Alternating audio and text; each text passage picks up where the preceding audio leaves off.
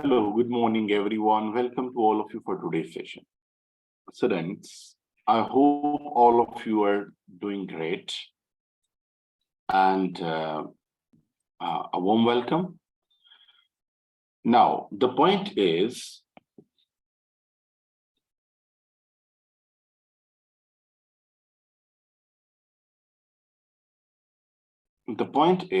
we are starting crash course the first day. Some students, they are joining it for the first time. So we will just wait 2 to 3 minutes more and then we will start, okay? Just 2 to 3 minutes.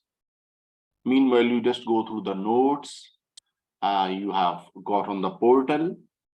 Have you, everyone have, access to the notes? Every one of you?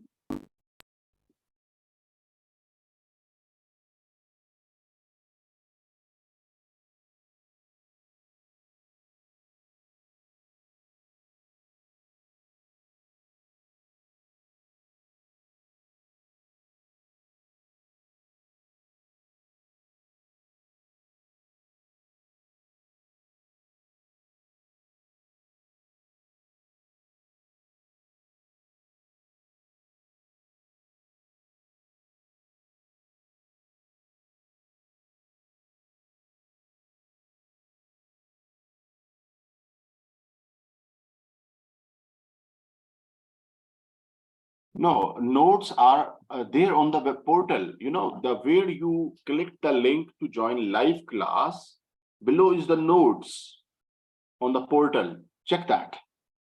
It is there. Refresh your, the page and it is there. It must be there because majority students have got already.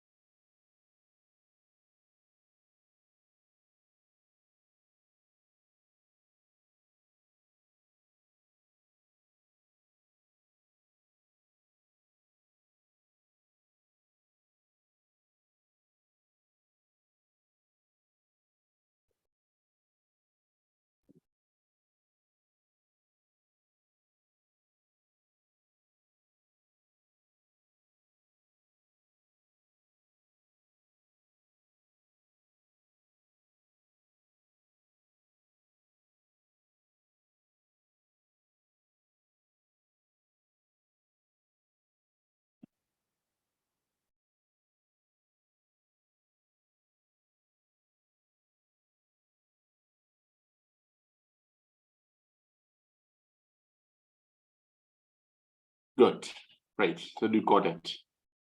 Great.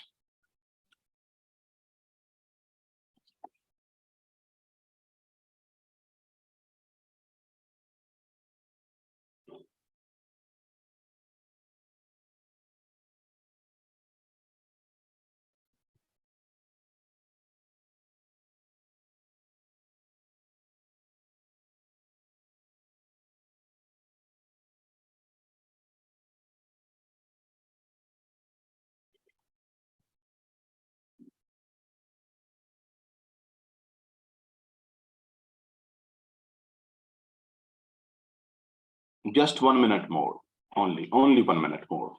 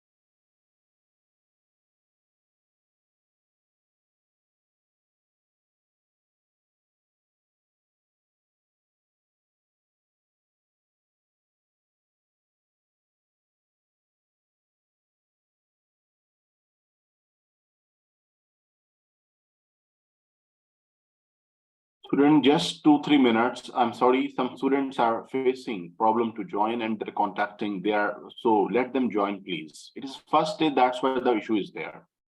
Thank you for your understanding.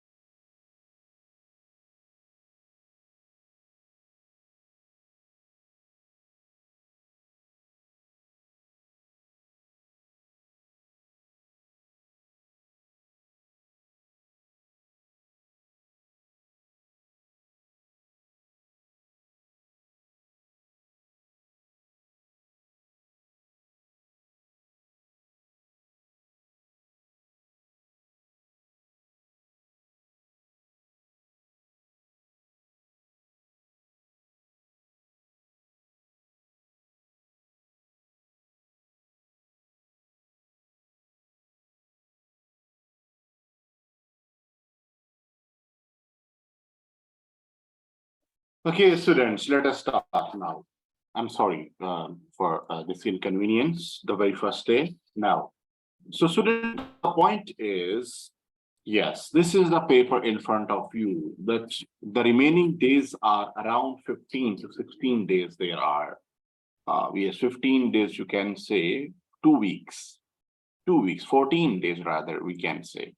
In the 14 days, we need to have a good revision and the quick revision of everything.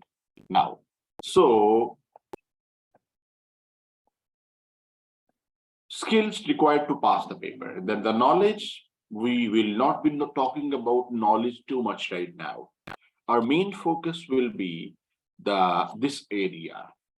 Yes, the demonstration of application of knowledge as per examiner guidance and 20 professional skills marks.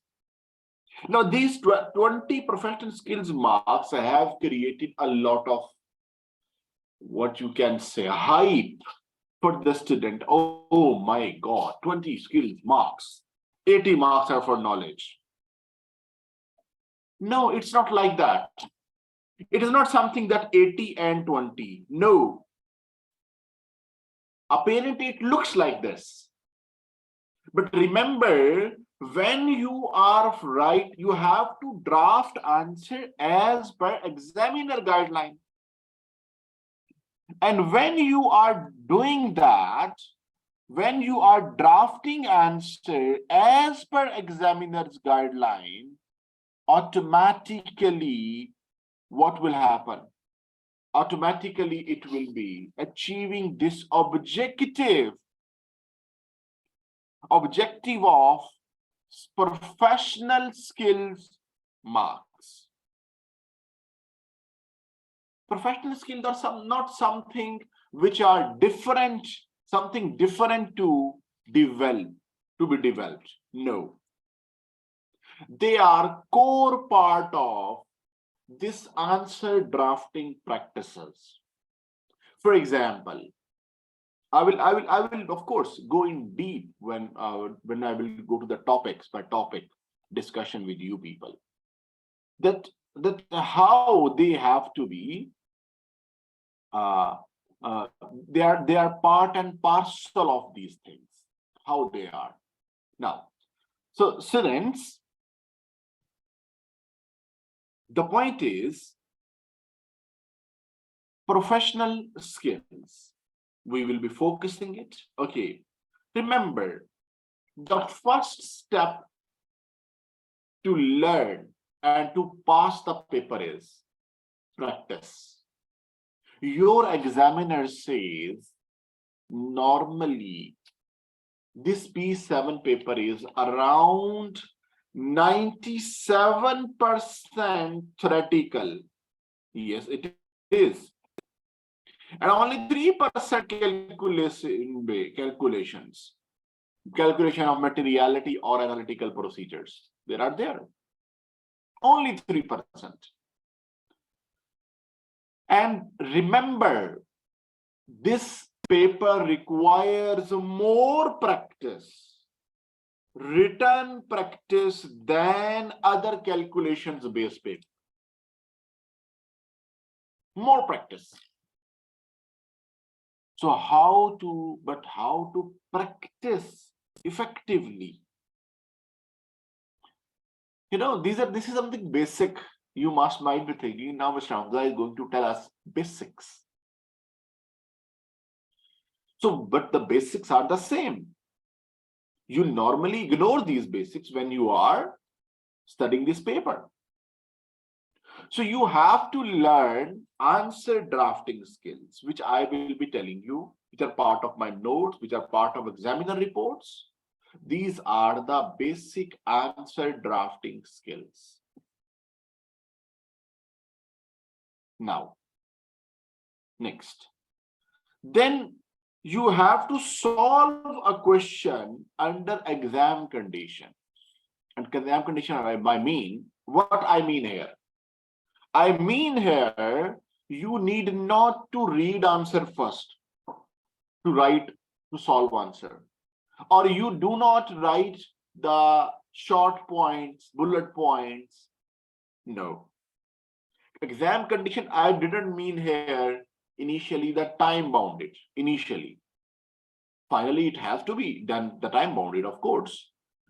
But initially means you need to solve the question the way you will be solving an exam.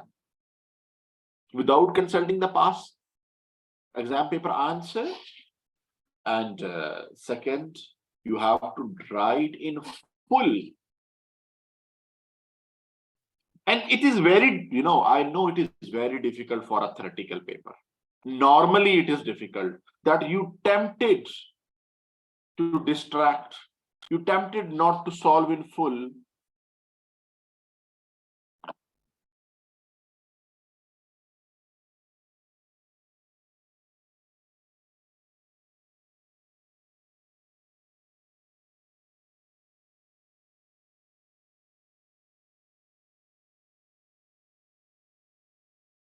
Now, next. So,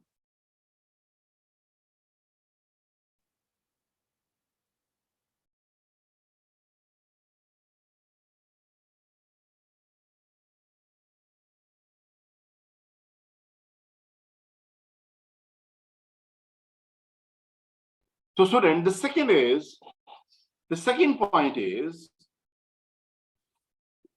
this is very much important, marking scheme and standard answer. Now it is the right time in these 2 weeks. This is the most important thing you need to practice. That marking scheme, how marks are awarded in exam. And then, of course, identify your mistakes. An ACCA examiner has done a great job by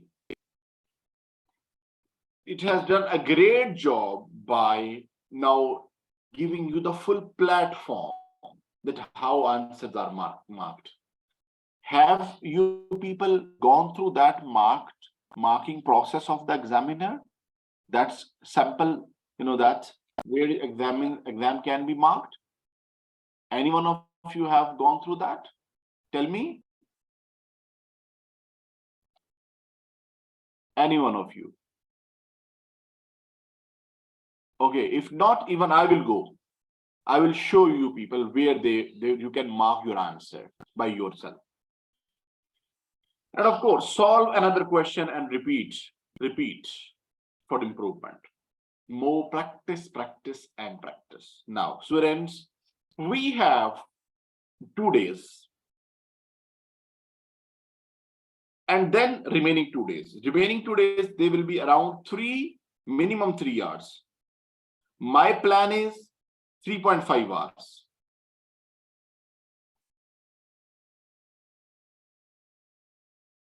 I'll be 3.5 hours.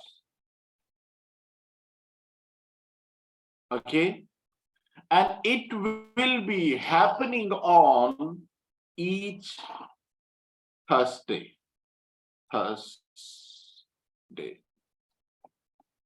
Means Thursday evening at 18:30 onwards. Okay, additional session I have planned for you people. Today, tomorrow, and then Thursday, and then next Thursday. Okay, it will be like that.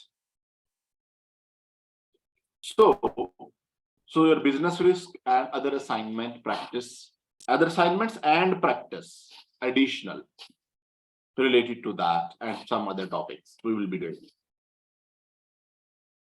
Students, I will be starting with, the story is in front of you.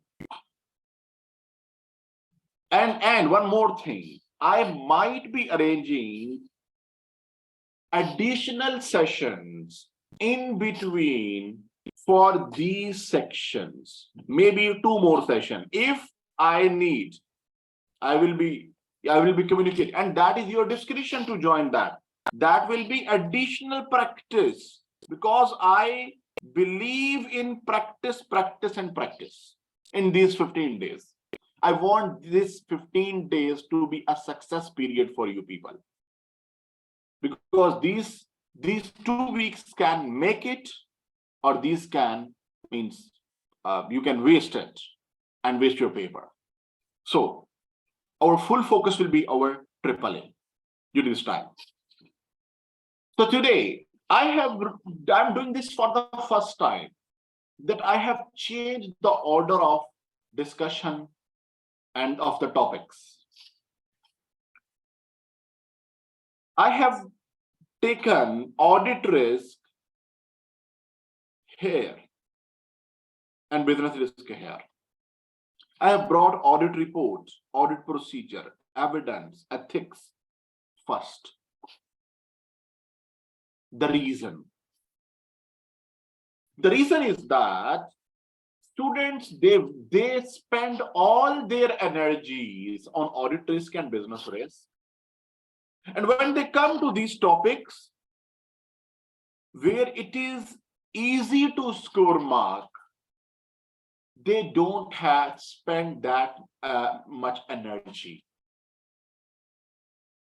They don't give that weightage to these topics which they deserve actually. In my opinion, these topics, audit report, audit procedures, audit evidence, ethics and practice management, it is tested in every exam, audit report section, minimum 5, on average 10 marks. Audit procedure and evidence, it is tested both areas, minimum for 6 marks up to 15 marks directly. It has further impact here as well. Here, sometimes 5 to 6 marks impact procedures have here as well, additional impact. Then ethics and practice management, practice management means audit quality as well, compliance with laws and regulations as well, fraud topic as well. They're part of ethics and practice management. They are tested for around 6 marks minimum, and sometimes they have been tested for 20 marks. And if I pick any past exam paper,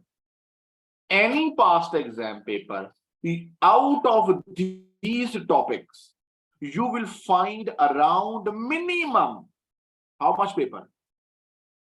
30 marks, which are straightforward, which can be obtained with minimum effort. Minimum effort means that they are straightforward marks. Chances of losing marks are low if you put a bit of effort on this area. Then comes the audit risk and minimum 30, I'm telling you, sometimes up to 45 marks. Sometimes, not always, but you expect 30 marks from this area. So my preference to discuss this area today first is that we work hard on these straightforward marks. Then, of course, audit risk and business risk are there, and we have to spend enough time on that. Now, these are the 6 papers which are available relevant to your exam attempt. There are other papers also available on the ACCA platform. These are available on ACCA practice platform.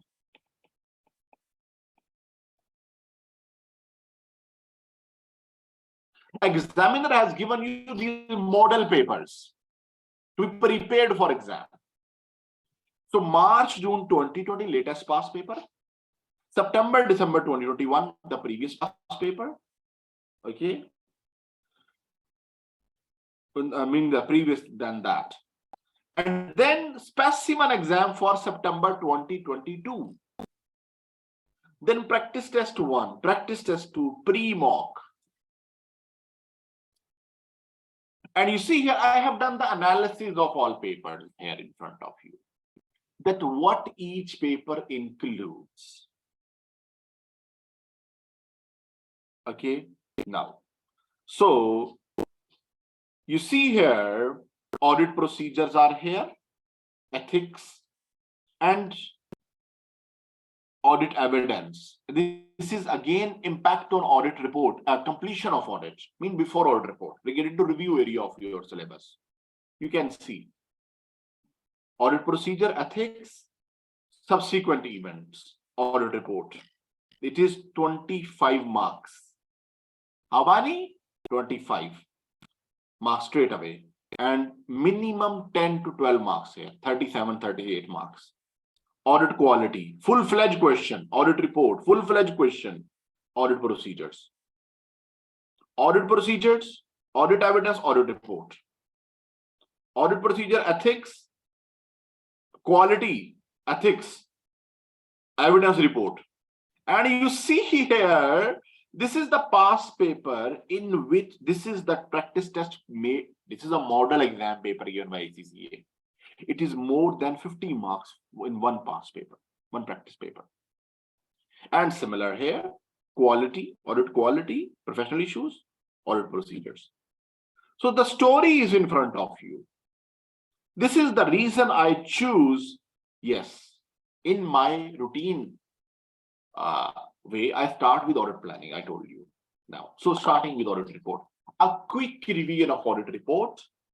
Then I will take you to the platform of ACCA, past paper of it, and I will show you that how they are tested and how to attempt. So this is the unmodified audit report. Unmodified audit report. Title, addressee, basis of opinion. Okay, if there is material and related to going concern, CAM, other information. Responsibility of management auditor, date, address, and signature. Now, CAM is the important professional matters which are of significance during audit, which auditor found to be significant. Now, so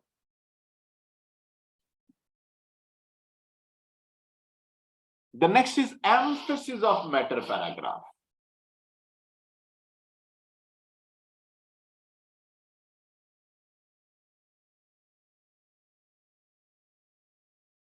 Emphasis of matter paragraph is that matter where you have to emphasize the importance. Now, before that, just a minute, please.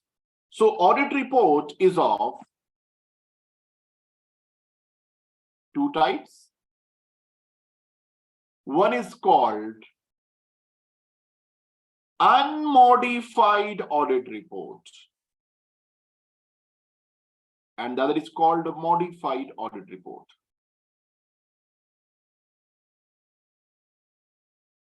Unmodified audit report and modified audit report.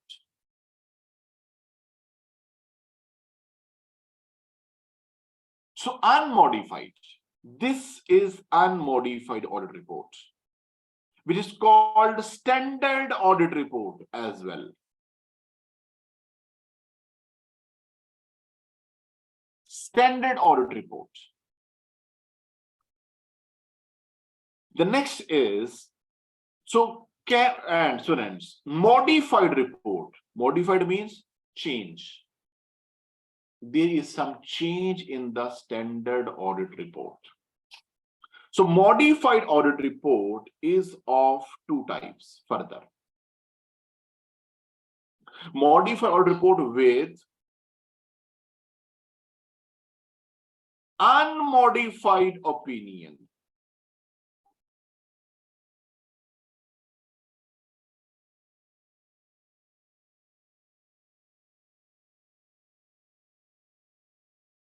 With unmodified opinion.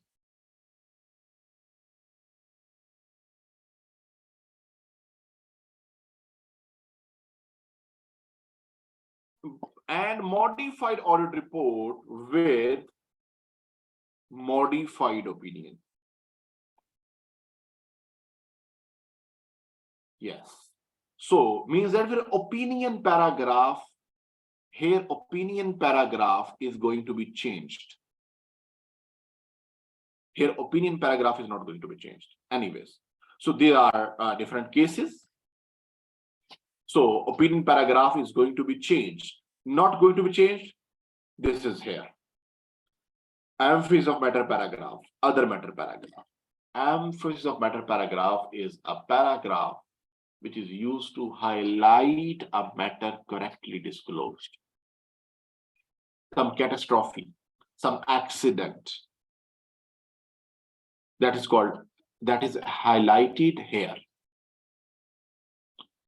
That is highlighted here. Now, but which is correctly disclosed by the management. Next. So then is other matter paragraph is used when the previous year audit was done by some other auditor, or previous year audit were not audited. Financial statements were not audited. Next, modified audit report with modified opinion. Students, auditor. So this is what I'm going to explain next. Here, pervasive matter. What is the pervasive matter? The matter is pervasive if its effect is not confined to one item of financial statements. It spreads across multiple items of financial statements, affecting multiple items.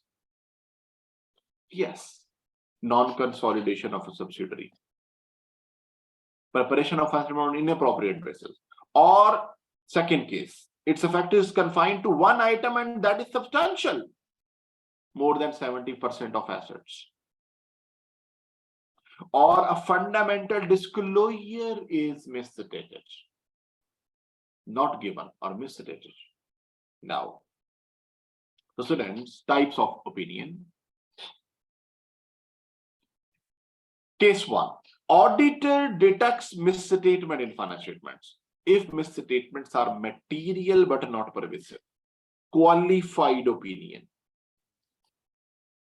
This one, qualified, modified opinion. Now we are discussing basically modified opinion. Modified opinion. So qualified opinion, except for this matter, financial statement give true and fair view of company affairs. This is called qualified opinion. Now, next. Second is, matter is material and pervasive. Material and pervasive. Misstatement. Which is not correct. So adverse opinion, which means financial statement does not give true and fair view of company affairs. Yes. Next. Case 2, auditor is unable to obtain evidence about financial statement matters. Unable to obtain evidence.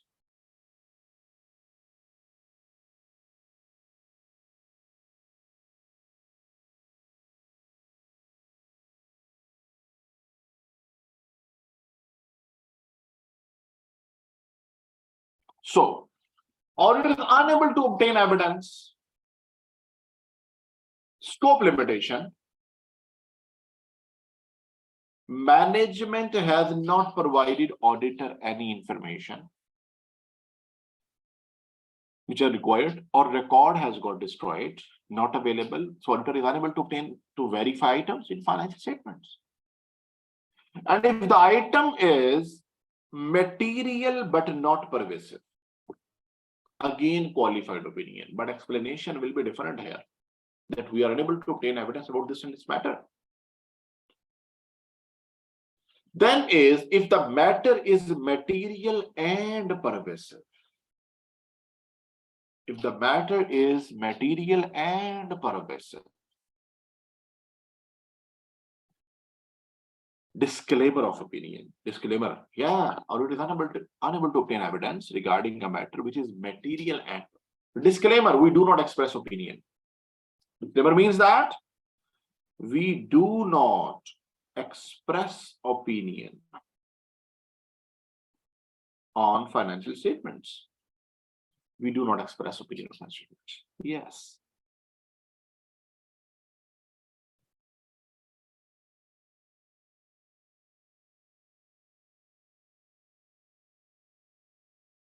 Now, next.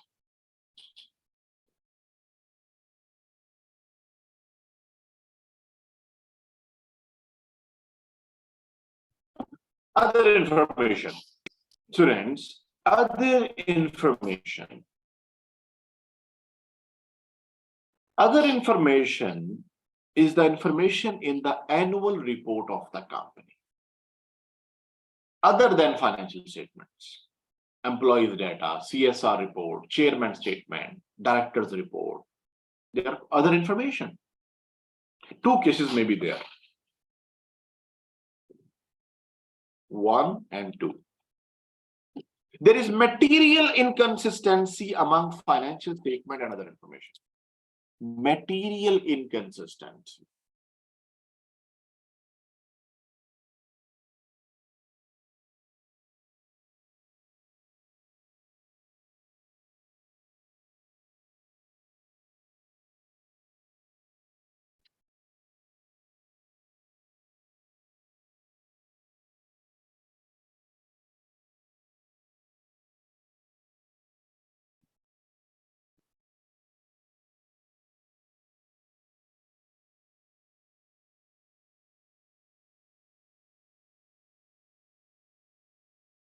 Now,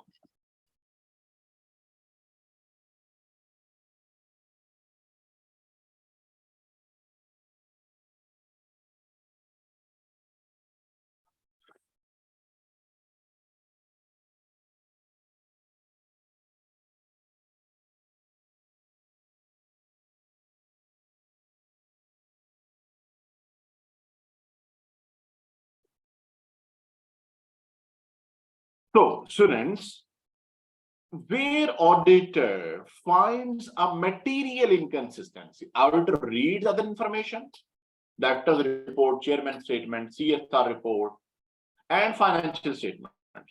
If there is inconsistency when a matter related to financial statements have been described in other information in contradiction with financial statements,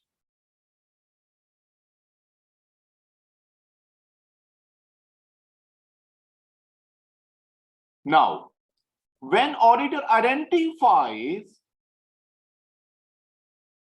that inconsistency, so remember, so either financial statements, for example,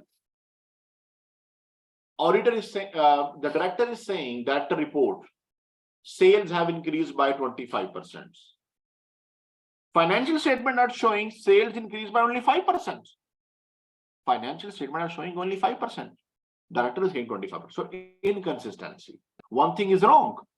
Either financial statement are misstated or other information is misstated. One thing is wrong.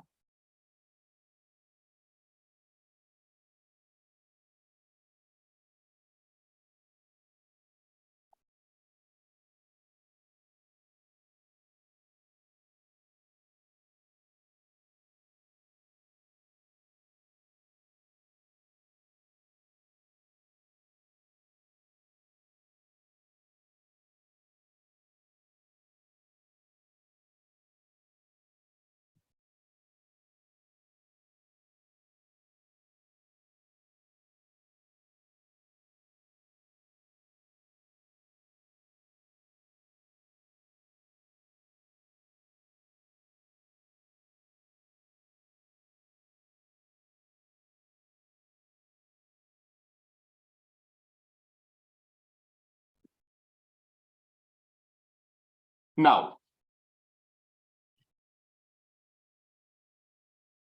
So students, the point is when there is, so if other information is misstated, two possibilities, either financial statements are misstated or other information is misstated. Financial statement are misstated, ask management to correct it. If they do not correct, modify audit opinion. Means either qualified opinion or adverse opinion, depending upon the misstatement. If other information, I mean director's report is wrong, so if management does not correct it, disclose it in other information paragraph of audit report. Yes.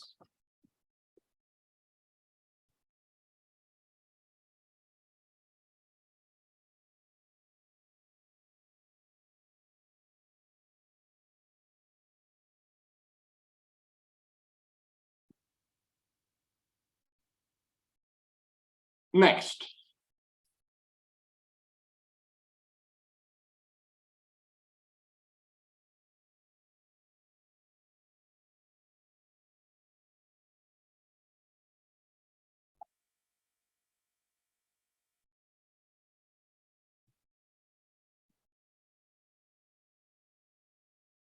If there is material misstatement of fact,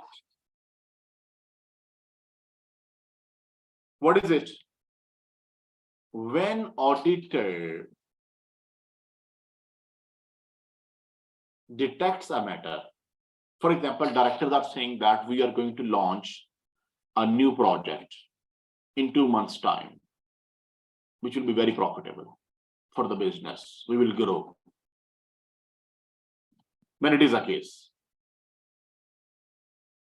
So it will be a material misstatement of fact if director finds out that they are not going to launch in fact. Practically, there is no steps have been taken. Directors are telling false facts, which is not related to financial statement.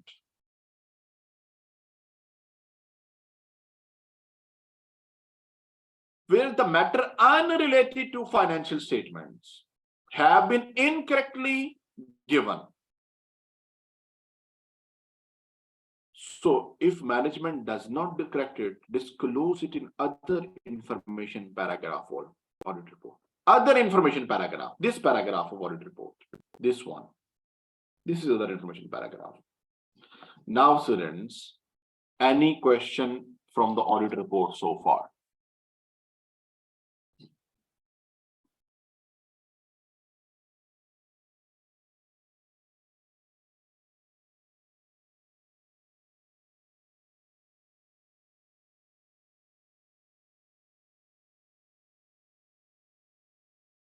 Student, is it clear?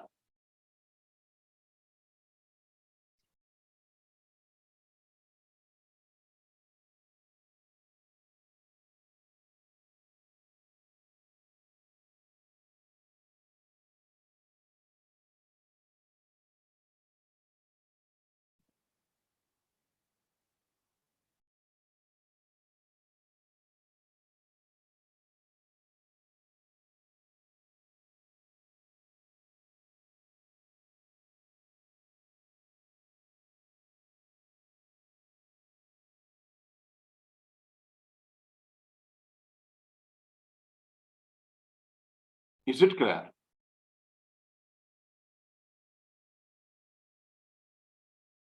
Okay, right.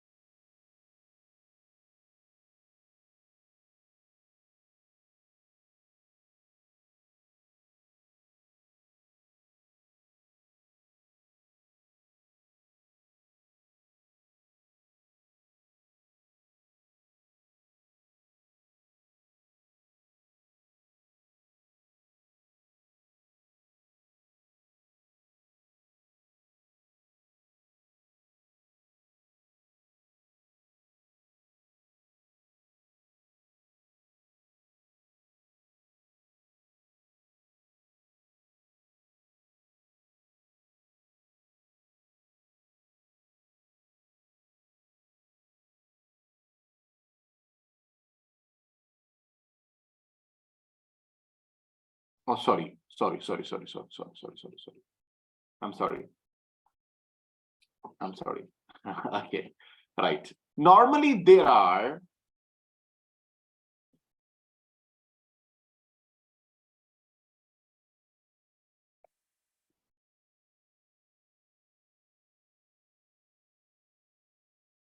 two type of questions in exam regarding audit report.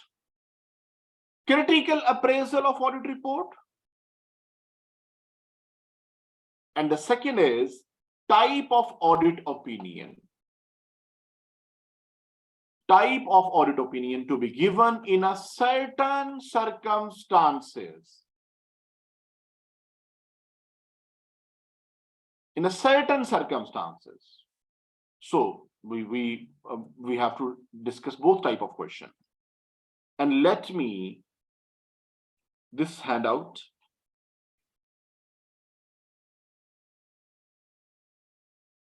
Now, just a minute, please.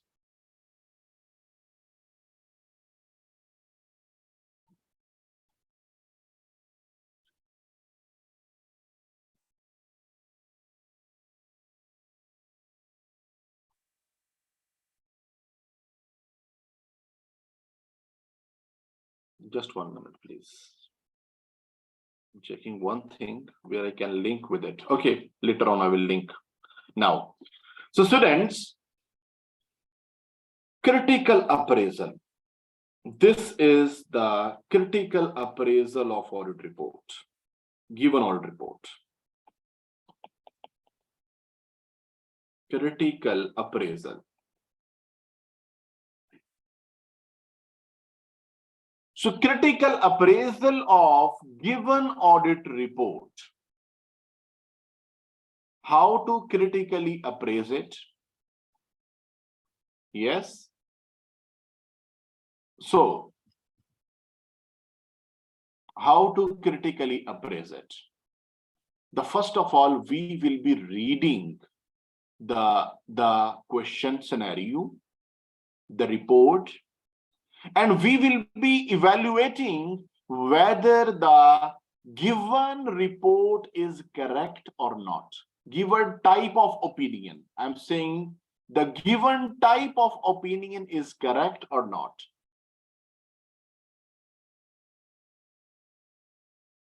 Given type of opinion is correct or not.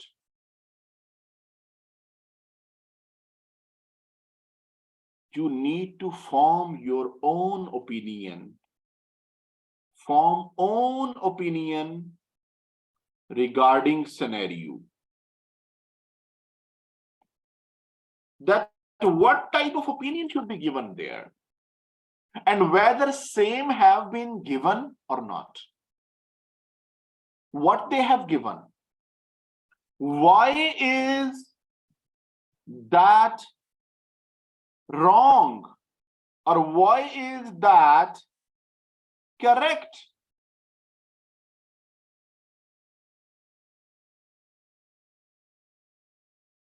What means justification by yourself when you are using, when you are reading the scenario. I'm saying not writing. You first of all, you need to clear. First of all, you need to clear, yes, that. So students, opinion given, correct. Why correct? Normally it is not correct. Normally, in exam scenario, they gave the wrong opinion. But okay, sometime it might be given, which is correct. Now, if you are calling it is correct, now justify. The matter is material. Matter is pervasive. Justification, logic. If given is wrong opinion, justify why it is wrong. Wrong, justify why it is wrong. And give that this should be the right opinion in these circumstances. This should be the correct opinion in these circumstances. Yes. justify that. So students, content of audit report. This is first opinion. Remaining appraisal. So appraisal of audit report is continued.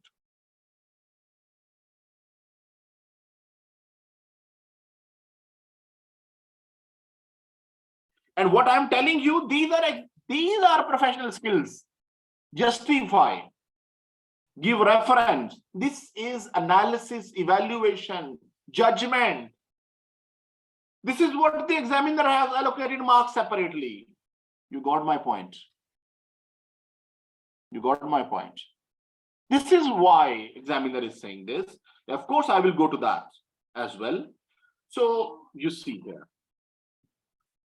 you need to check paragraph of audit report. Their sequence is correct. Their headings are correct or not. If they are not correct, comment this arrangement, this heading is incorrect. And this should be the correct heading. This order of paragraph is incorrect. This should be the order. Then basis of opinion paragraph. Which IFRS has been breached? Number and name of IFRS is mandatory.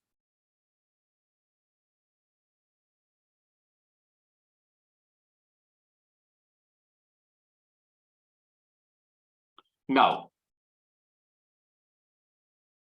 the second is the lack of amount. Yes, if there is misstatement,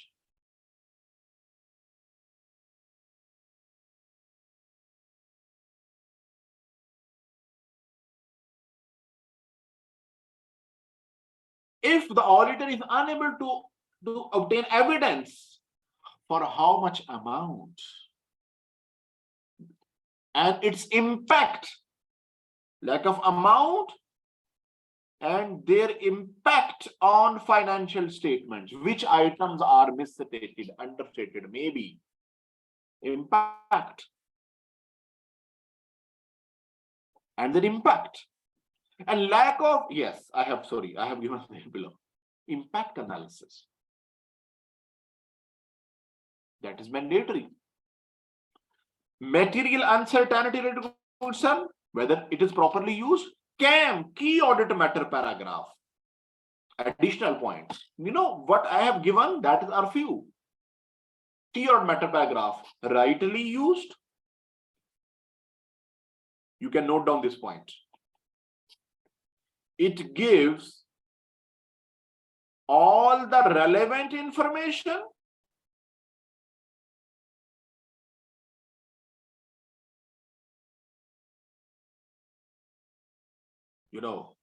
it gives all relevant information. Same is the case with the emphasis of matter paragraph. Correctly used, it gives the relevant information. It means that it should not consist of irrelevant stuff. Overall, now the next point is overall wording of report. It should not be personal, should not blame someone specific for something wrong. Should not blame. The words should not be inflammatory. Management deliberately didn't do it. Management did not recorded it wrongly, despite of the fact we communicated with them. Do not do it. Inflammatory words. Finance sector, Mr. X was very rude, did not cooperate, for example. So again, specific person. Do not do that. It should not happen. We have conclusive evidence. For example, auditor does not have conclusive evidence. Evidence is sufficient and appropriate, conclusive? No. You know, these things are which are to be identified from the scenario. Now, so by the way, further here, sorry, here it is, everything here. Yes. Now, other information paragraph, properly used or not?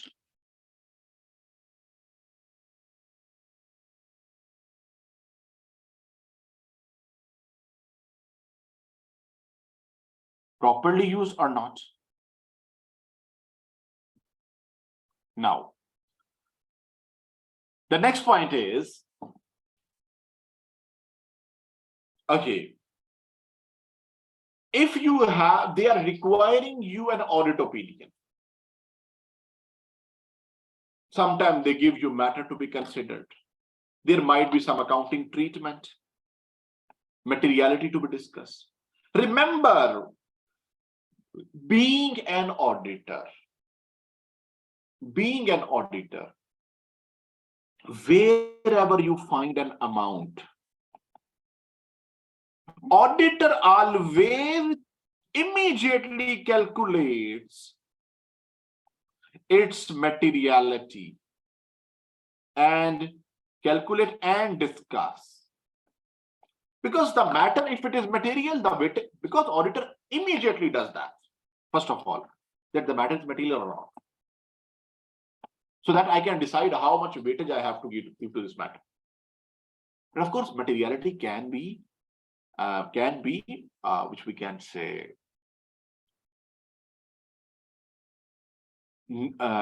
qualitative materiality, not by amount. So that is also considered. Now, so wherever you find a misstatement, positive action. Talk to the management, discuss with the directors, ask them to correct it. If they don't, then negative action, modify audit opinion. Okay, action to be taken by auditor. Now, adjust, sometimes examiner says, what are the adjustments necessary? Then you have to discuss that this disclosure should be given. This is the accounting entry. This should be corrected. Treatment again. Sometimes they ask you the further procedures. This is the matter. This work has to tell the further audit work. Okay.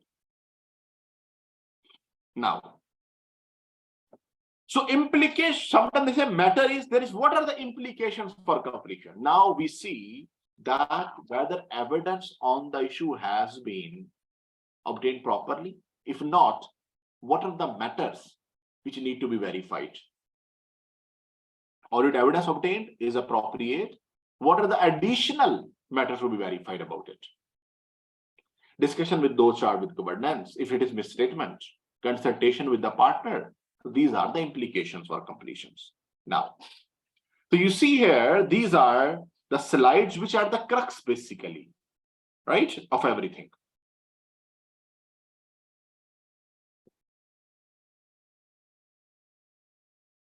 Okay, now, so these are the past papers on audit reports here and some past here as well on the platform. Audit report is here as well. 1 September, December. Yes. You see, audit reports are here as well. So let us start with the exam platform. Okay, let me open that here for you people.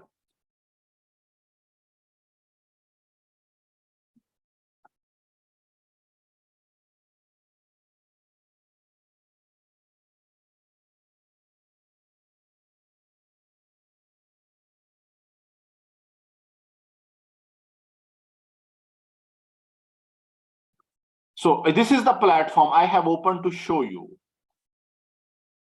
Just a minute. Let me go to the home. Right.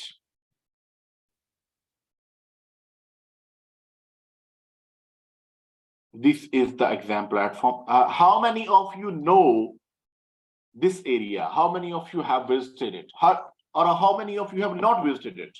Tell me. Check this. All of you have, do you know and familiar with it or not?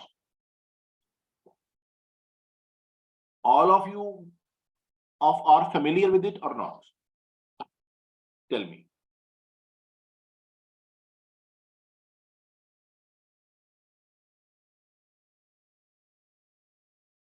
Tell me frankly, why silence? Simply say no or simply say yes.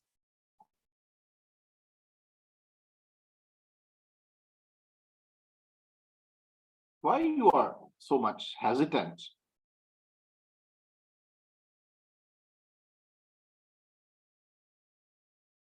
Good. Very good. Very nice. Now, oh my God.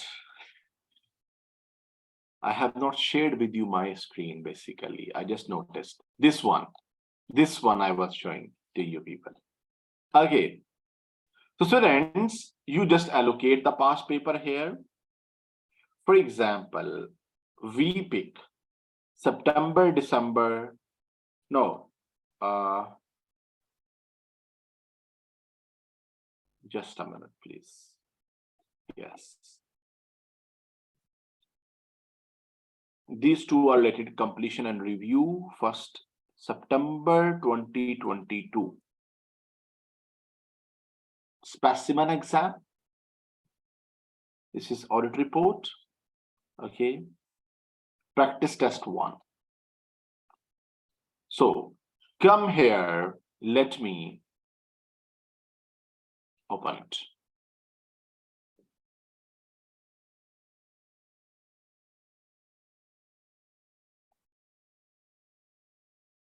You see here, all 4 are here.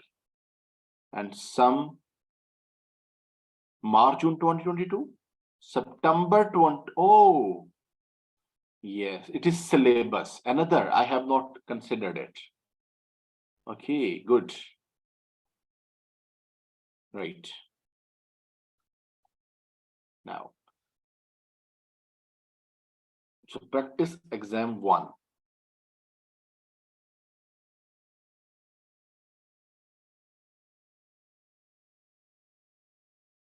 Practice exam 1, valid from, yes, September 2022. Yes, come here.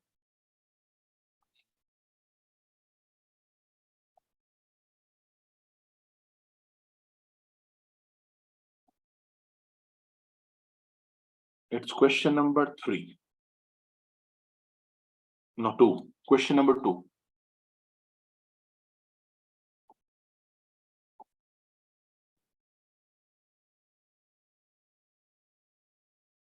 Critically appraise the extracts from the proposed auditor's report of Goodman Group for the year ended. Note down, this is the question which we will be doing. Practice exam, question number 3. Let me, so that we can prepare a log of the question which we are doing. Okay. So we can prepare a log of the question we are doing. Yes. So AAA practice exam 1, question 3B. It is on, topic is audit report, critical appraisal of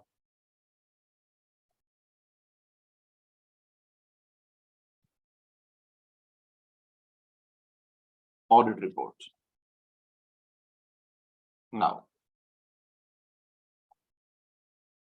professional marks will be awarded for demonstration of skills in analysis and evaluation. Okay. Professional skepticism. This is related to the first part, fraud. Skepticism. This is analysis and evaluation and judgment. Okay. Now, so Commercial acumen, business sense. So audit report is here. I will show you the answer as well. Don't you worry. Student, my screen is shared in front of you people. Okay.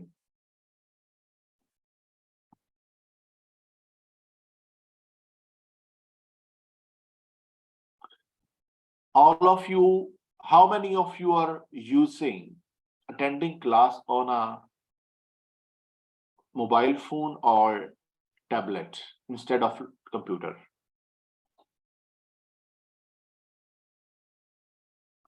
Anyone who is attending? But I just want to assess because I want you to open this in your laptop, this practice exam 1, so that you can read it well first.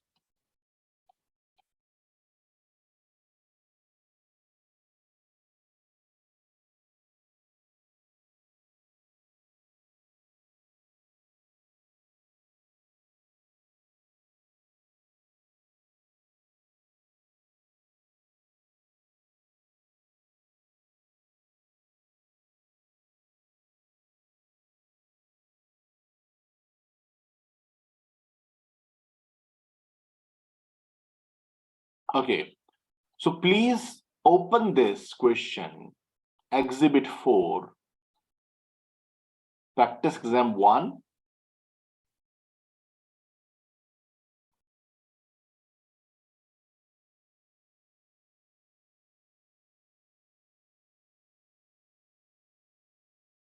Yes, please, everyone, open it and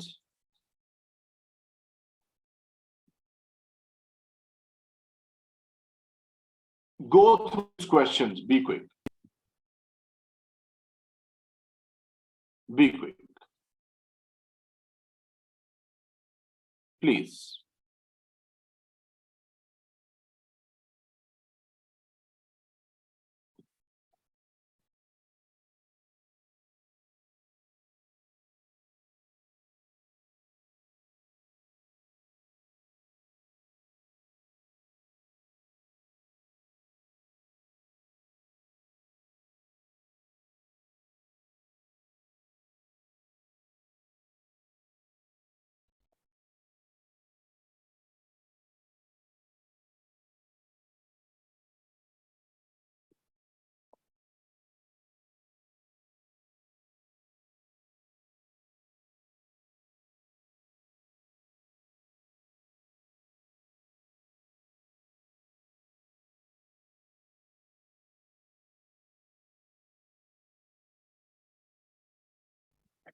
Be quick, please.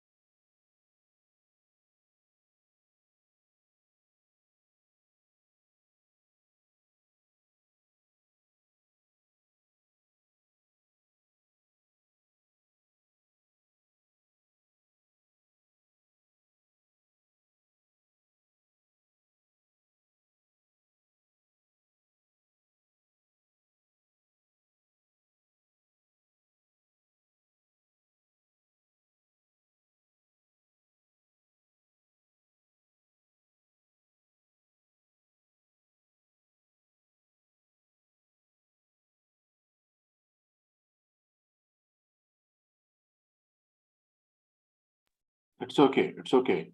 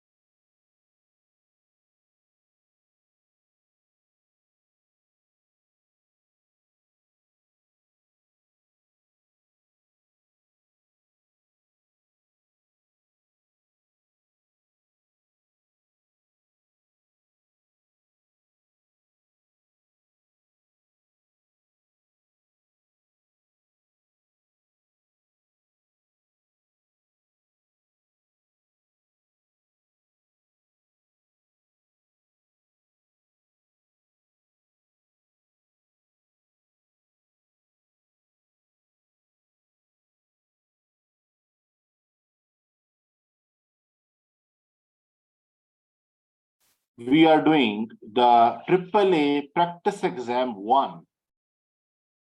Question number 3.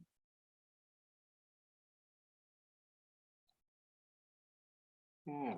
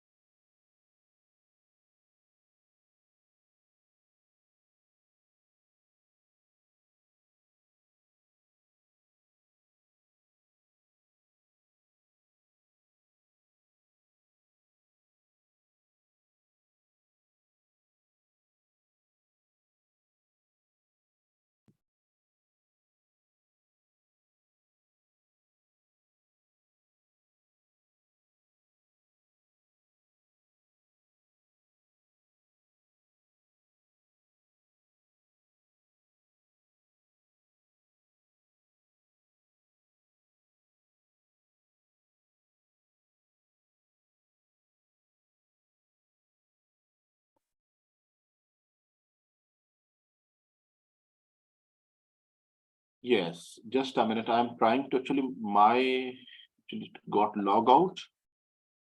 Trying to log in again, but it's not moving ahead.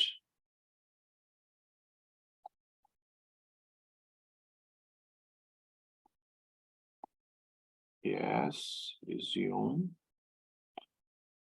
Yes. Okay, good. Now, question number 2, it was. Yes, here it is. Finally, we are here. So what I will be doing, students, my focus is to enhance your understanding that how marks are allocated. The audit work is now complete and the group auditor report is due to be issued, they say, in the next few days. Materiality for the audit of group financial statements has been continued to determine this is materiality level. Okay, you have tasked with reviewing the draft audit report and the following supplementary information, which has been prepared at the end of the audit. The audit partner has concluded the fraud is immaterial and all work has been necessarily performed. The audit procedure are performed on the development costs and conclusion was reached by the audit team that recognition of the 600,000 was intangible, as this is inappropriate. It is material amount. Crossing the threshold a bit more, it is material. Okay, it was appropriate. A letter was received from H Company Administration on 29th July 20x5 stating that H Company is in liquidation and that its creditors will receive a payment of 10% of under balance. The audit team has concluded that the 50,000 can remain recognized as a receivable and that 450,000 should be written off. However, the group refuses to 500,000. Now, this is the problem here. This is the problem in the question. Yes. That they don't want to write off that. The problems are there, which is not recoverable. Okay, the draft audit report. Now, student, how much? 450,000 are missed. Now we should forming our opinion before going to audit report. The audit report should be what type? Misstatement is material, 450,000. Material, but not pervasive. So it should be qualified except for opinion. Qualified opinion should be given. So forming our opinion is first. So I told you that form your opinion first. Yes. So form your opinion first. Now, in the light of all that, we will be solving the question. This is our right direction. Now, come here. Here we are. So, audit report. Here, this is what we have to appraise. Basis for opinion. Immediately, the first point, which is wrong. There are two issues. One, these paragraphs have been combined. Opinion paragraph should come first, followed by basis of opinion paragraph. Second, the second point is the opinion paragraph should show, the heading should show the type of modification. The heading should show the type of modification. Student, you are noting down these points or not? Which I'm telling. You are noting down or you want to note down?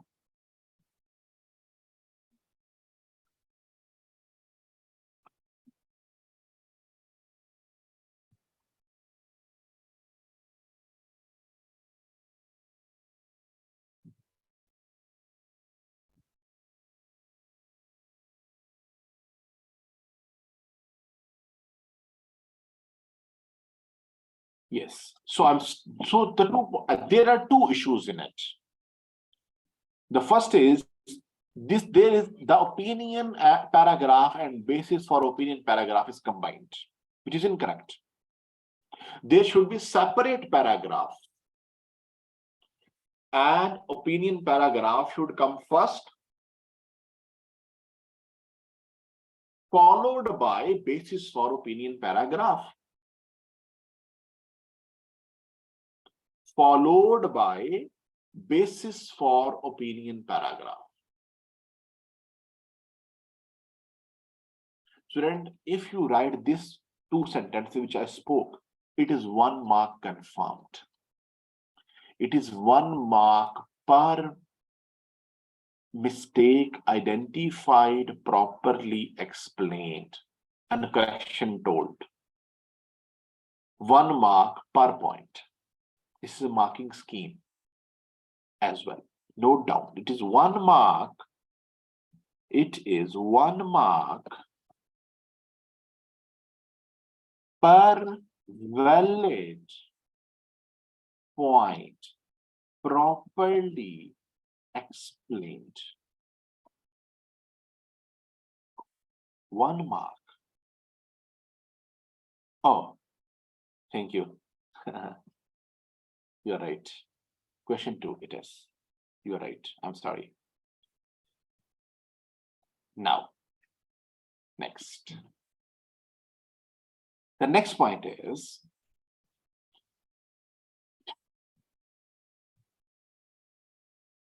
audit procedure indicates the second point. Sorry. The second point is now, student, you will not write in the bullet form in exam.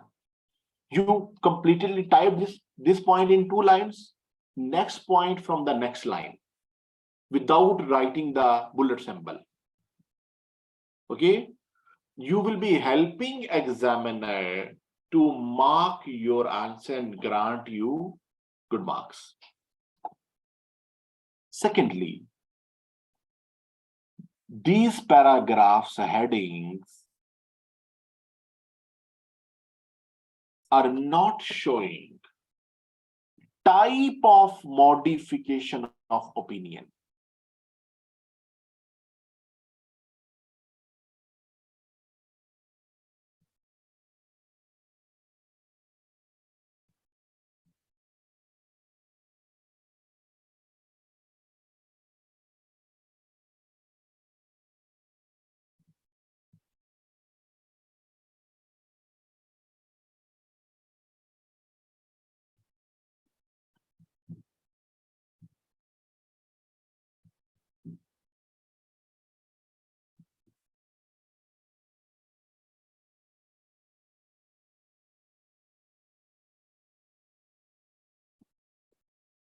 Next.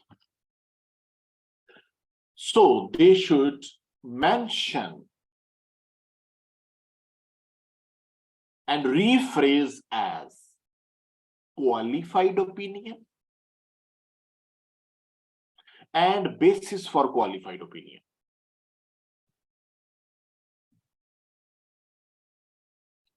One mark for this.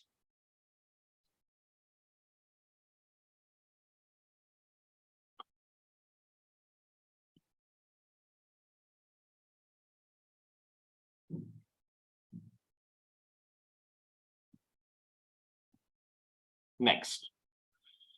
Audit procedure indicate that trade receivables are overstated by 500,000. Okay. And for this reason, we consider are likely to be materially misstated. Do not present fairly. Now, this is paragraph. If we read the first half line, it is materially misstated. Do not present fairly. It is, I mean, the first half paragraph is telling it is qualified opinion. It is telling it is adverse opinion.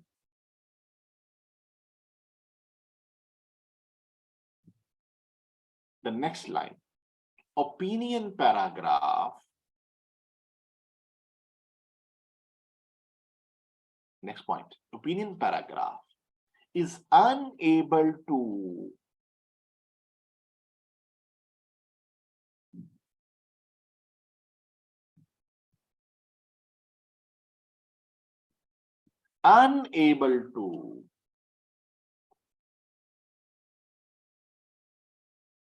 clearly indicate the type of modified opinion because of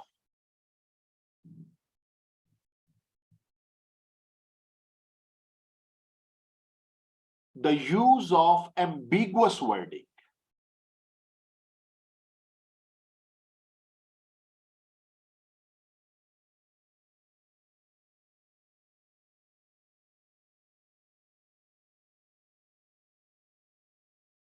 Ambiguous wording.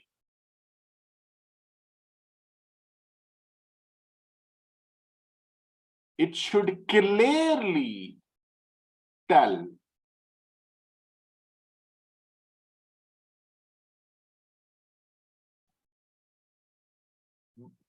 that it is qualified opinion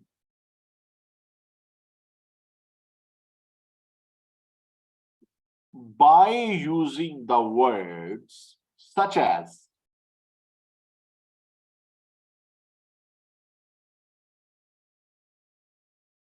except for the matter discussed in basis for qualified opinion. Financial statement give true and fair view of the company affairs. Except for the matter discussed in basis for qualified opinion, paragraph. Financial statement give true and fair view of the company affairs.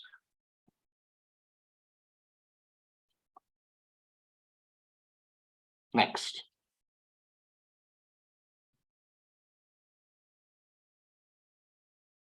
Next point. Basis for qualified opinion paragraph is not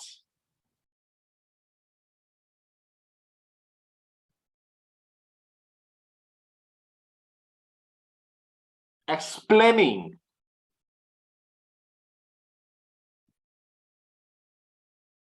the basis of or facts on which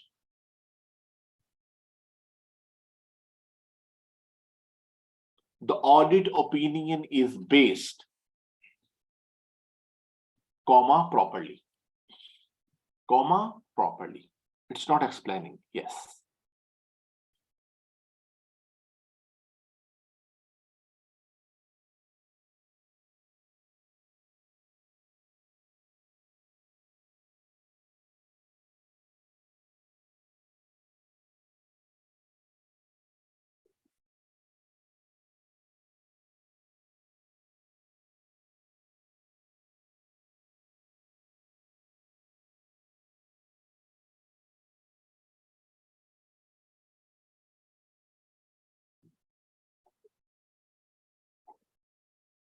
Now, next point.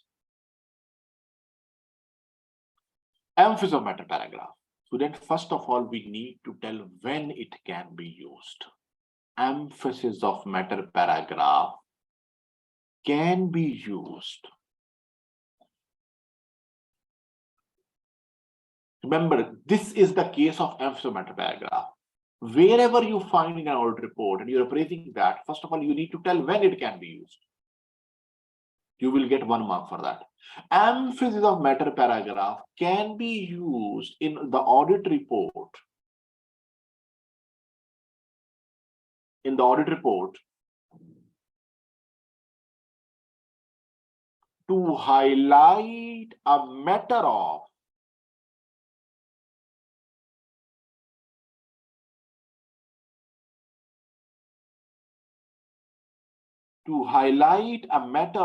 fundamental importance.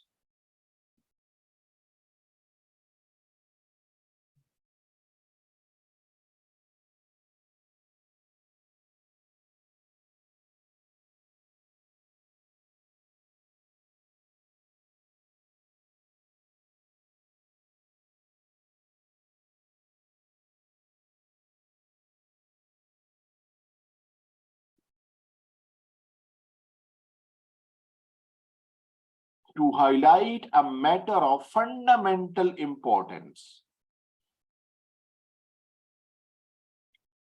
for financial statement users.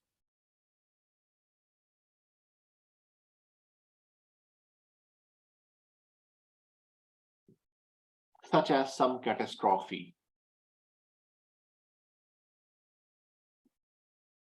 or litigation, etc.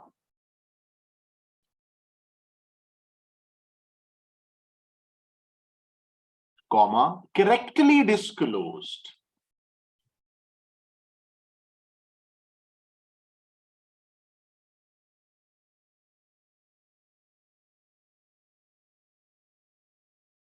in financial statements.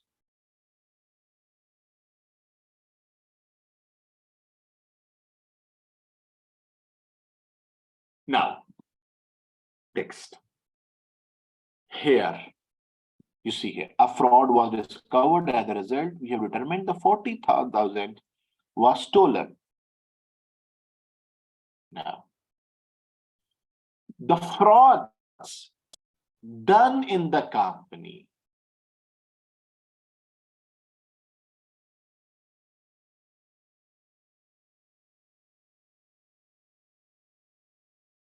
for an immaterial amount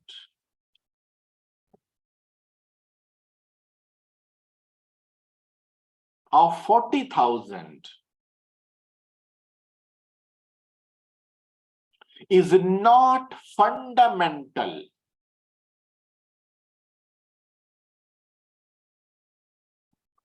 for the financial statement users. is not fundamental.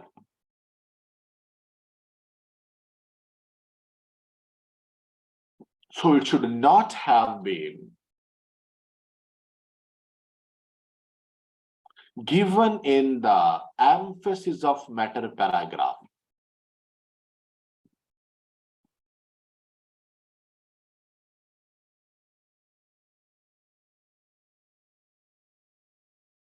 Next.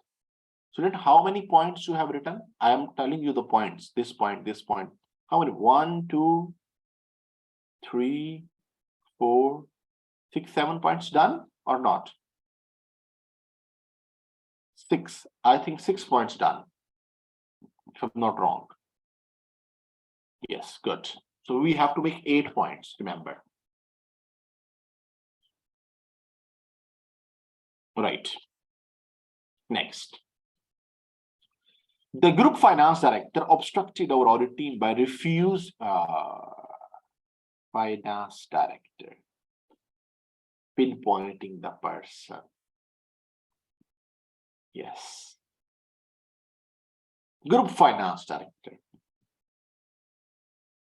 refusing to allow access to audit evidence. Okay. One thing. He also refused to adjust the financial statement related to the material misstatement of receivable. Oh, it is like a blaming which led to qualified opinion. For this reason, we resign. Okay, let us discuss it. Let us discuss it. So, the words being used to blame and mentioning the group finance director for audit difficulties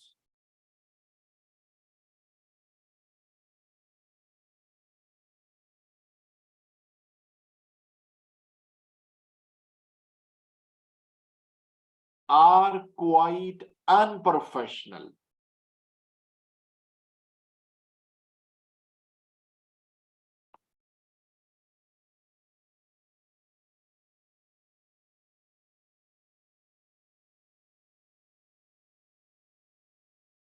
And must not be used.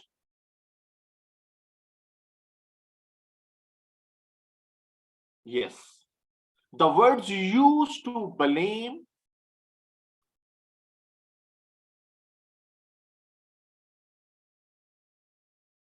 finance director for audit difficulties. Audit difficulties, because they said they didn't allow us, they didn't amend that. For audit difficulties,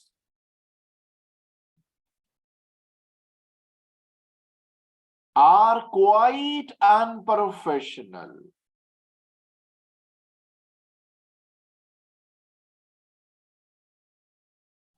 And must not be used.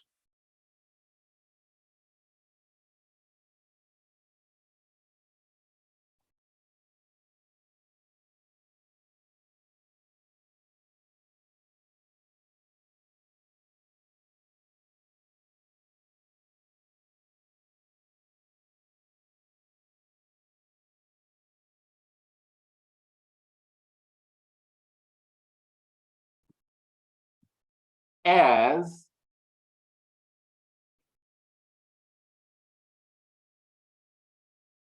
it may cause some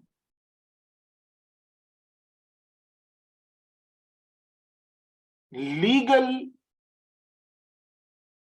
consequences for the business, for the firm. It may cause some legal consequences for the firm, as well as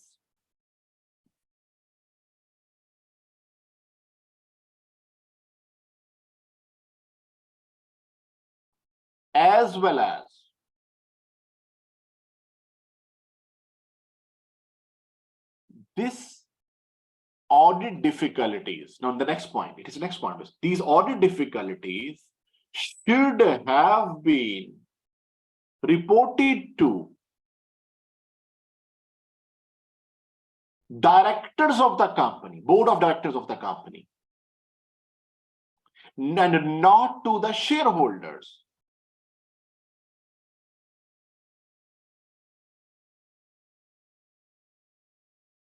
And not to the shareholders in the audit report. These 2 points, 2 marks.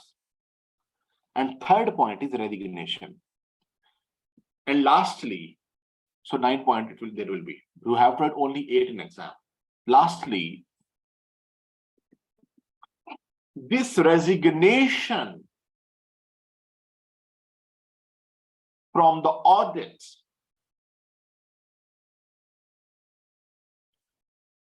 must not be discussed in the audit report.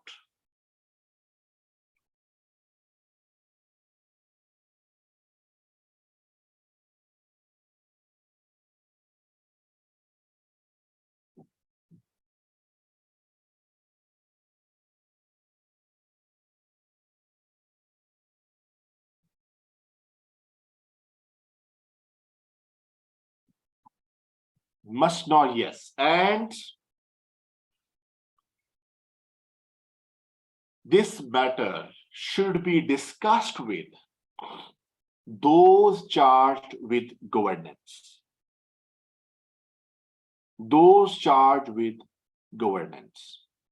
Now, students, we have done one question properly, the way it should be done. Let me, for example, I want to show you the answer marking scheme. Okay, let me find it for you people. Just a minute. Do you know where to find answers for this? The marking. Okay, let me show you.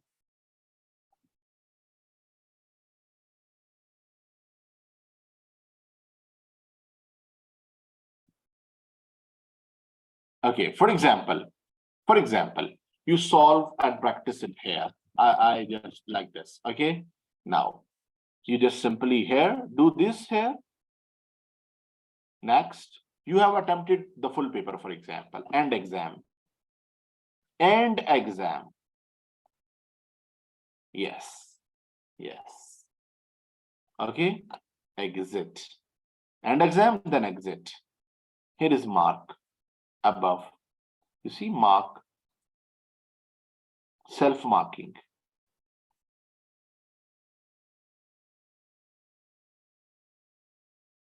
Exam, practice exam 1. Okay, so come here.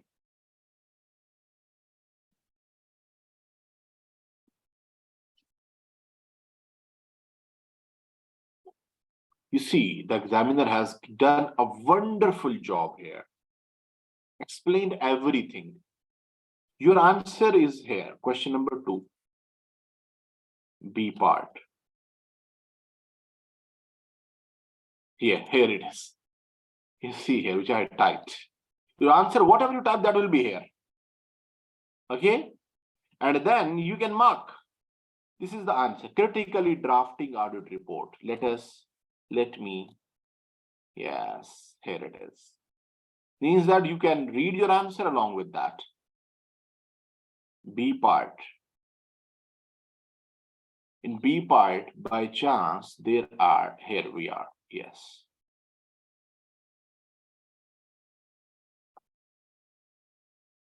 What happened? Oh my God, it is responding too fast. Okay.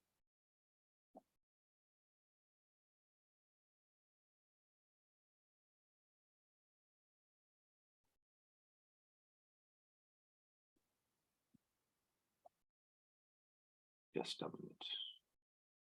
75. Yes, that's good. Size of screen. Yes, here we are. Critically, a drafting audit report. Generally, 1 mark to each point explained, properly explained. And you see professional marks, how they are rewarded. There are no separate marks here given. You see here, yes. Yes. You see here means that they simply said, although they are related to the yes, effectively analyze and identification of issues and omissions in the draft audit report. Effectively analyze and analyze. Sorry, my screen is not visible to you. Yes. Effectively analyze. My video is visible to you clearly. My video is on or not at your part. Okay, good, right. Okay, I'm doing some experiments. Are you okay? Means try to effectively use everything. Okay, now, so you see here, one, appropriate use of information to support discussion and design appropriate response. That's it. Now, this is evidence, judgment. Now, professional judgment to draw conclusion. You know that? I told you form opinion, conclusion. So, means I told you these marks are not some extra marks. Sorry, means that you have not write something extra to gain these marks. Whatever you are writing, you will write that and get these marks. Write that properly as per examining the requirement. So analysis, effectively analysis. Analysis, identification of issue and analyzing it. That what is wrong, why it is wrong, how it can be, how it should be. That's it. Simple is that. I hope it is clear. Now, so students, we have done, I will mark this question which we are doing. Practice test, this question we have done. Yes. Good. Now, audit report, practice test 2. Let me open that.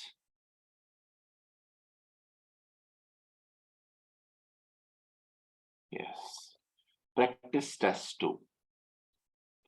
Students, I just need feedback from you after this question solution. Let me, because the remaining, I want to continue the remaining session and improve the remaining session in the light of that. Just give me one feedback.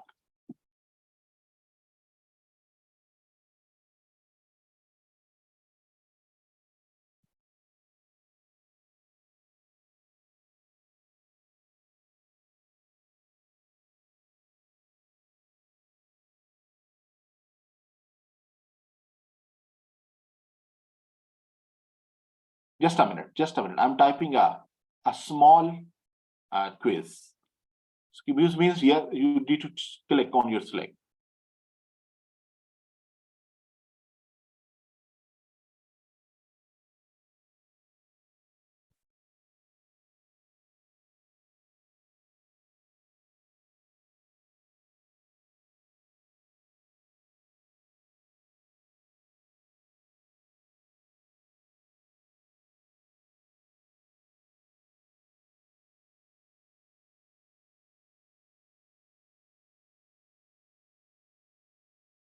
Yes.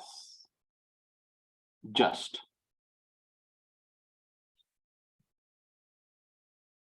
Please, a small poll will help me. Means this will help me to modify. I cannot see who is filling it. Means that I cannot identify you. But I want you to do it for me so that I can better improve it in the remaining. To think about it, that whether it can be improved or not. Further. Yes.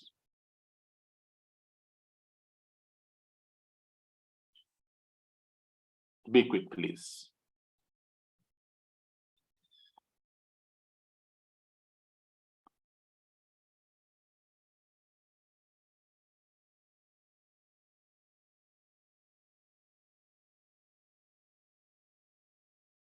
Good. Now, so the next is we will be doing it whole and it. Thank you. Because this approach I'm using first time in my crash course to improve myself from the previous learning. Okay, instead of dictating and wasting time, writing, I used to write answer. That take too much time and we cannot do too many questions. So I thought the purpose is learning, not my drafting.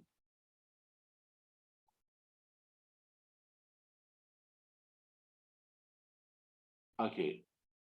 Where is the question? Practice test 2. Yes, here it is. Practice exam 2. Practice exam 2. And the question number is 3.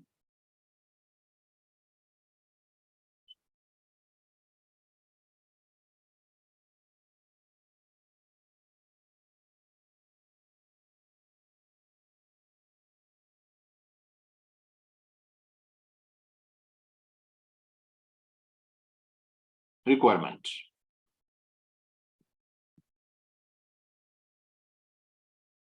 This is audit evidence question. I'm not going to do right now. With reference to the exhibit 2, assuming that no further adjustment will be made to financial statements in relation to railway operating license,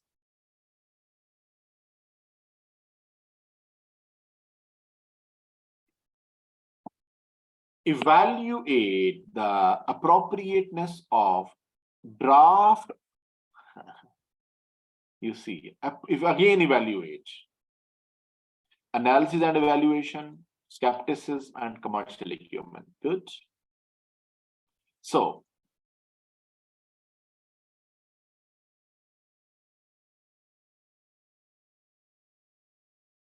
students, please open it.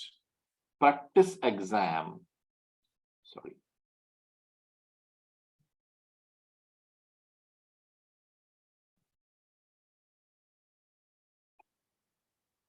And yes, I'm unable to catch its size.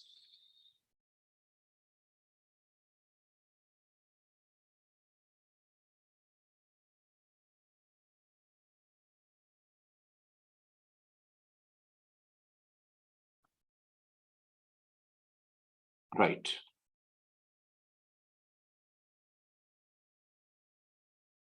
So the requirement is 5 marks only. Only 5 marks.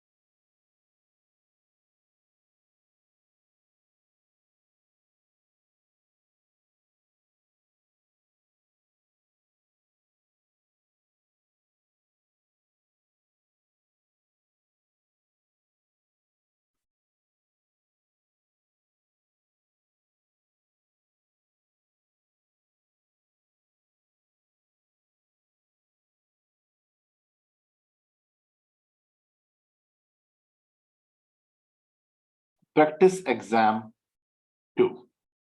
Yes.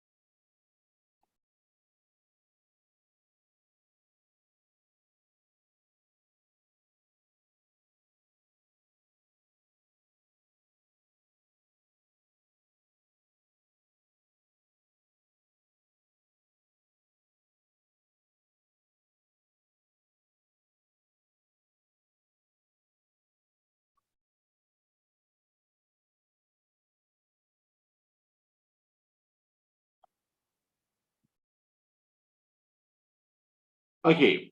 It is now 25th July 20x5, and all matters in relation to the purchased customer list have been satisfactorily resolved. Yes.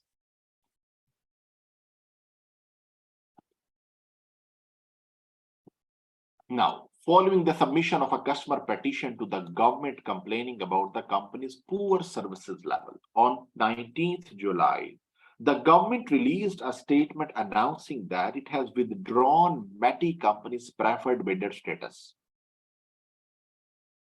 and was reopening the tender process for the National Railway license.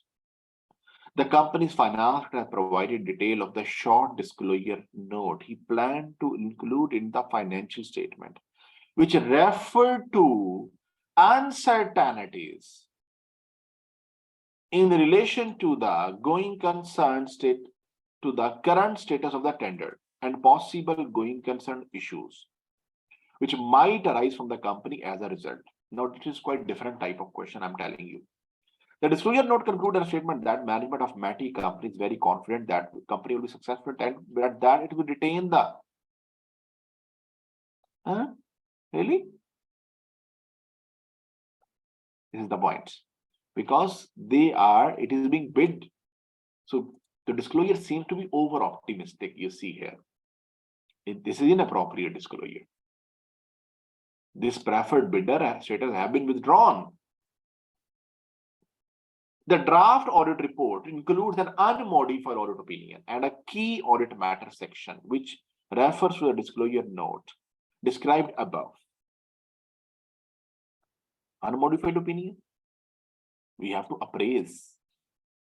Key audit matter section referring to the note described above. Now, students, and related to uncertainties related to yes. Now, this is the report which we have to appraise. So you see here, appraisal, they have given in some different way. We have not to redraft audit report.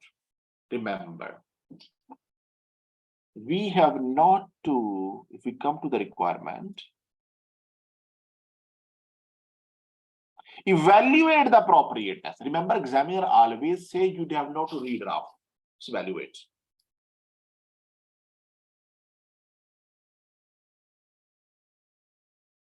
Now, Now, students, this disclosure is misstated. They say we will confident we will successful, will retain the lessons. Mean disclosure is inappropriate, incomplete. It is basically now how to start. Start from the discussion of scenario. Please, I will dictate. And I will tell you the mark per point. Many companies preferred bidder status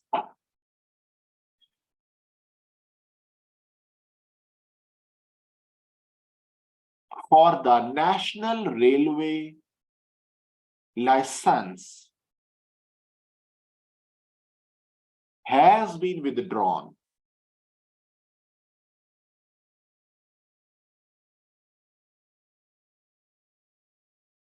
Student, why I'm discussing it?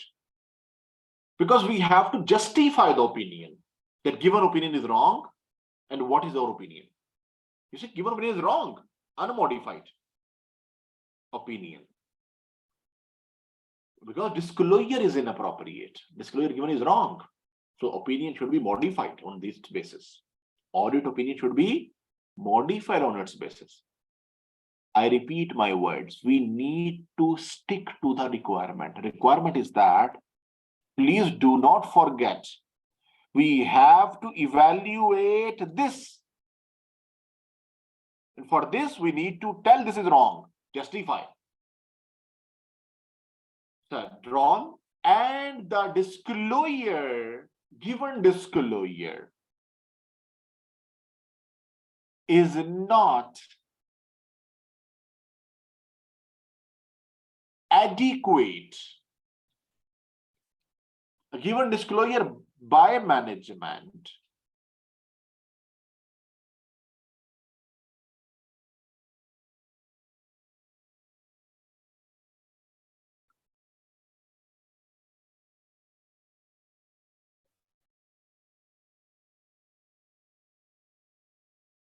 and the given disclosure by management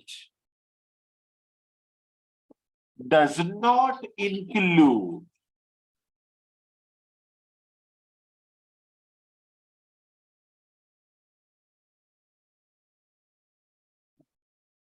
the discussion of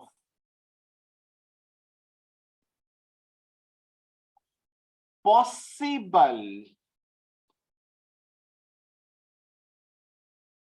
uncertainties related to going concern.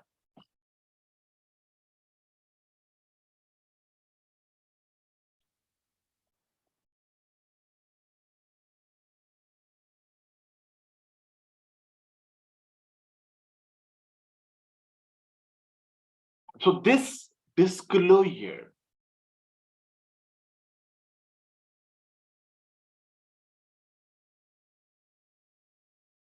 is inadequate.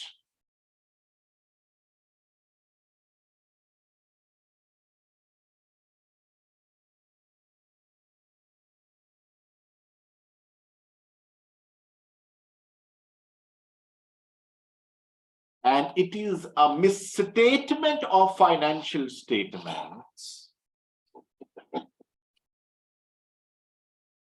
due to inadequate disclosure. Okay.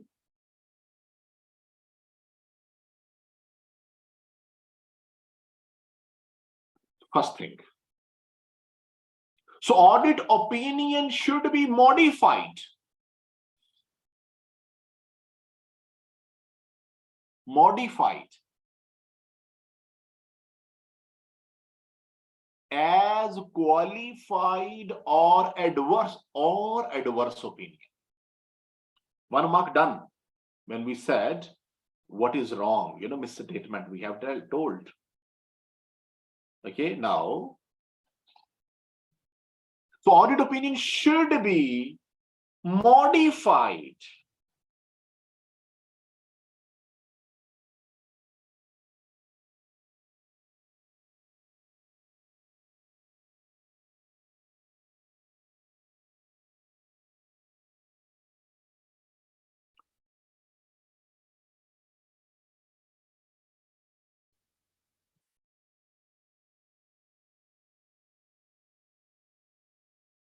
So audit opinion should be modified as qualified or adverse opinion. Or adverse opinion. Based on pervasiveness of the matter.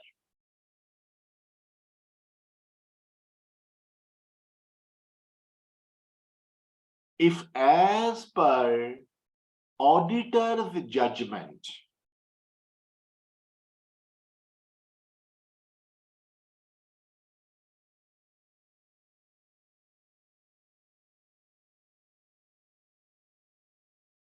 the matter is material and pervasive,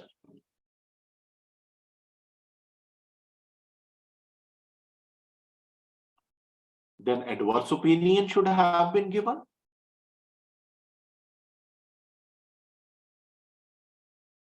But if the matter is material but not pervasive,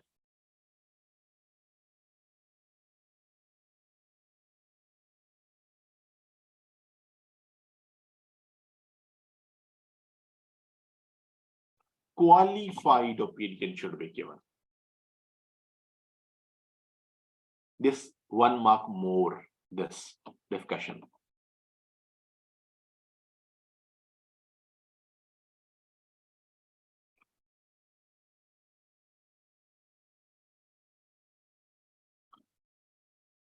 And now this inadequate disclosure details should be explained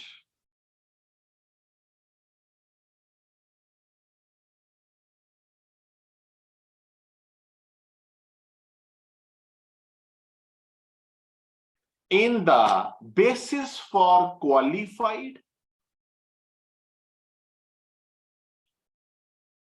or basis for adverse opinion paragraph. And the details of this inadequate disclosure should be given in the basis for qualified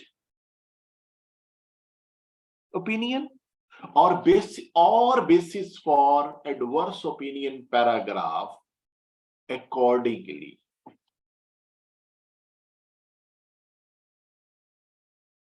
Okay.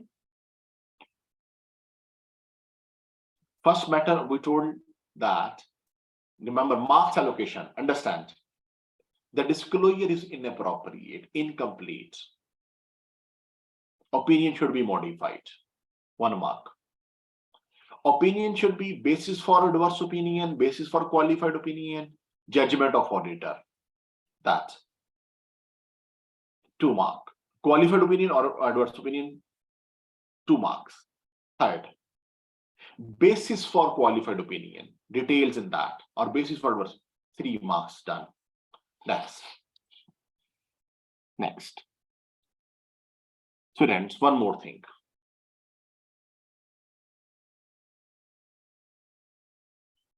The auditor has given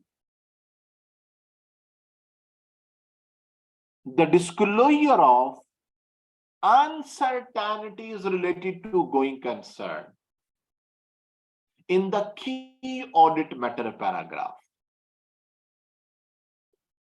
which is inappropriate.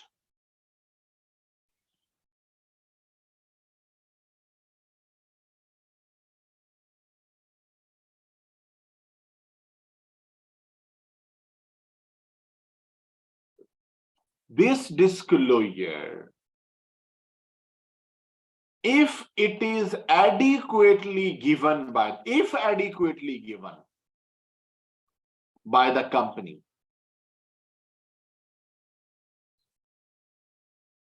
should be highlighted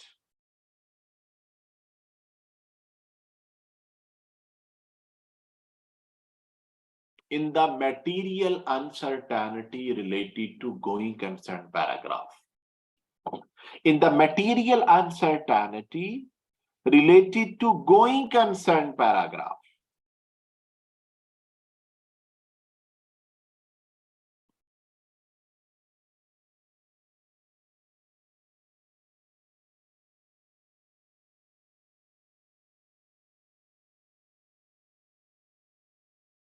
while key audit matter paragraphs, 1 mark done, this material uncertainty, okay? Key audit matter paragraph is used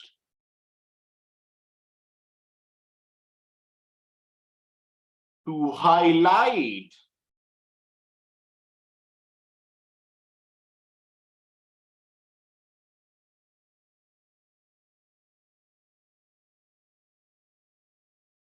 the methods which are significant for audit.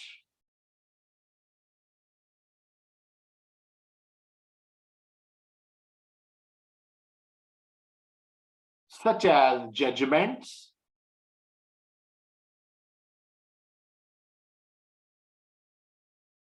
high risk areas of audit. Sorry, one method is here. Yes. Key audit matter paragraphs. This one, last one. Key audit matter paragraph. Hashim, you want me to repeat this one? Key audit matter? Okay. So key audit matter paragraphs are used to highlight significant matters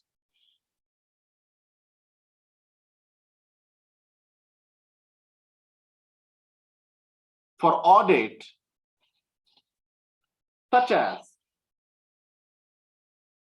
significant judgments,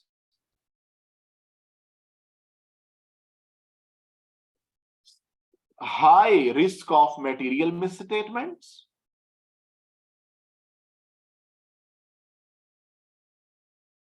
etc.,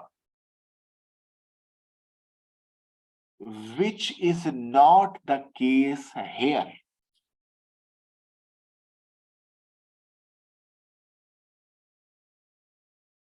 Although there is another part in it, which can 5 points done, I think 5 or 6 points done.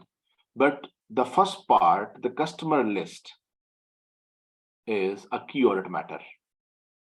This customer list. So I can dictate it as well. Okay. Now, purchased customer list, you can note down it, which is missing here basically. Purchased customer list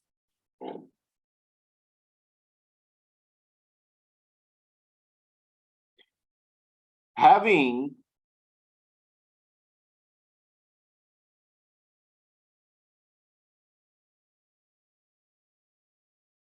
a carrying amount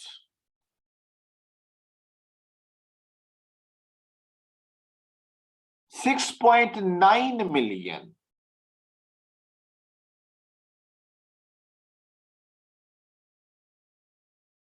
involves significant judgment.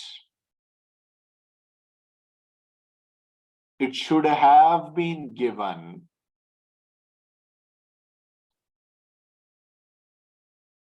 in the key audit matter paragraph. Done. See why it should have been given. I told you this logic reasoning, it has marks.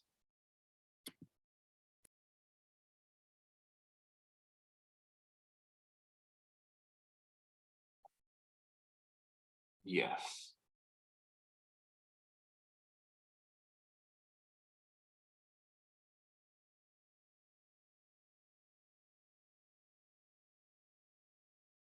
Now, so students,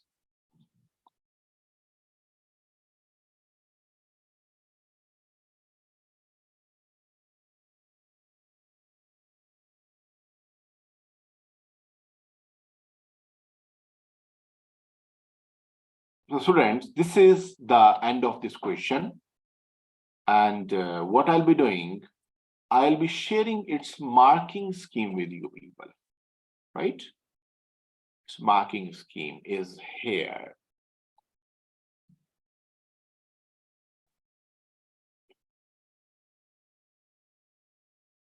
Five marks. Inappropriate disclosure we have discussed. Modified opinion. Qualify adverse opinion based on auditor's judgment of pervasive. I told you, depends upon judgment whether it is pervasive or not. Okay, it might be pervasive. I have not discussed this because it is contradictory. They say we will succeed it. The chances are reducing.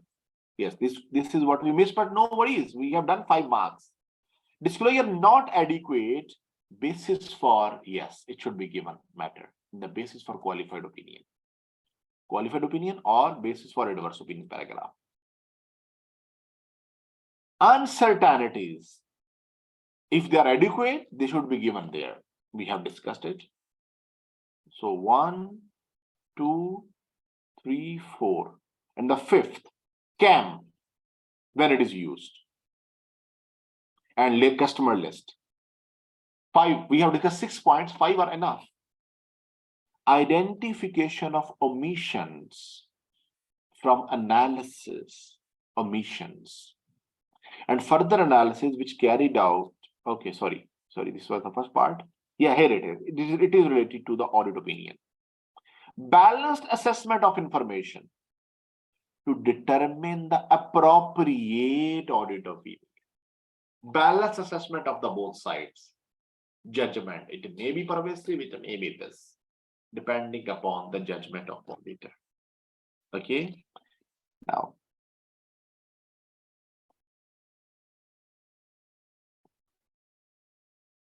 okay, appropriate skepticism.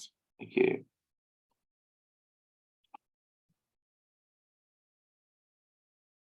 Appropriate rates. That was the only point here. 5 marks. 1 mark and one point was there. So it's good. Now, students, next.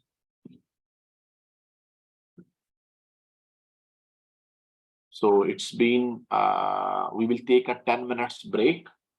Okay. After break, we will be back.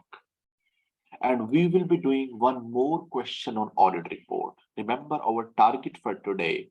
One more question on audit report, then I will shift to the audit procedures. So 3 questions on audit report, then audit procedures and audit evidence for today. Audit procedures, we have to do 2 to 3 questions on it. For around 8 to 9 questions today itself we will be solving, inshallah. Tell me one thing. I will see at that. If I need it, I may extend class by 30 minutes, not more, because I want to complete this task for today. Okay. So see you in 10 minutes break. Thank you.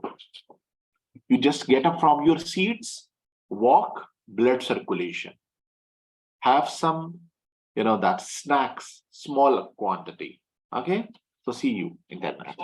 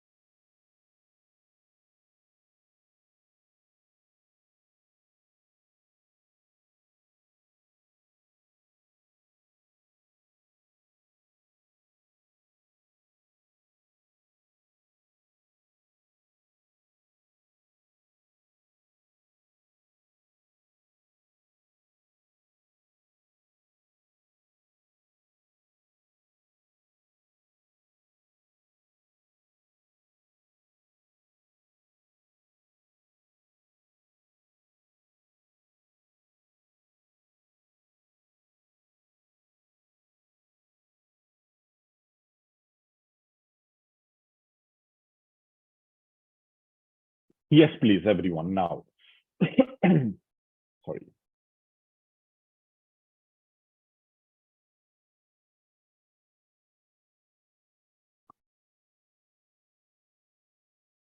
So, students, the next point is we are going to the next question of audit reports.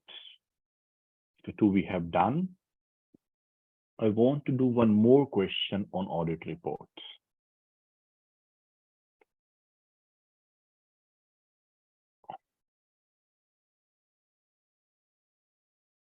This is here, specimen exam. Yes.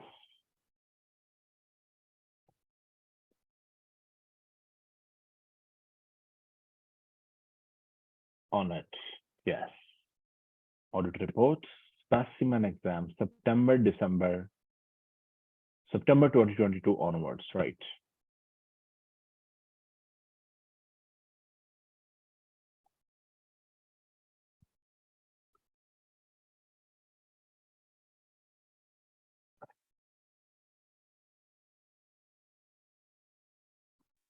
This is here, September 2022 onwards. We will be assigning this specimen.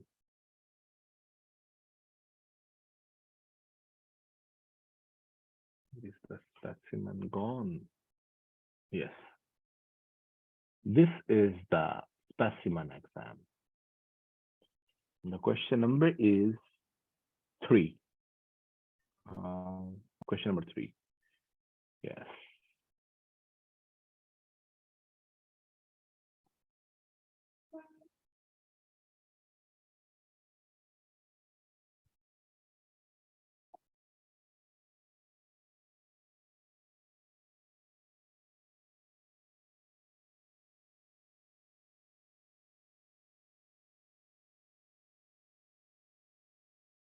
Good.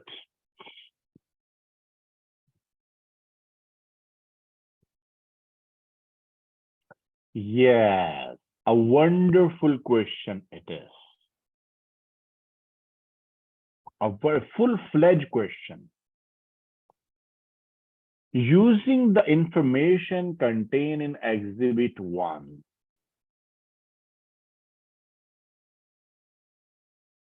comment on the completion method. A similar question is this. Here, completion of audit. So automatically note down. A similar question is this. Facts maybe some changed, but requirement is the same. I appreciate. I'm happy that this question is in front of me now. To be described and recommend further action necessary before the report can be signed. Evaluate the implication for audit report if no adjustments are made. 10 marks. Using the information in Exhibit 2. Okay, first of all, one by one. Let us do one by one. So Exhibit 1. Please open everyone this specimen exam in your laptops. Read the requirements. Everyone, please.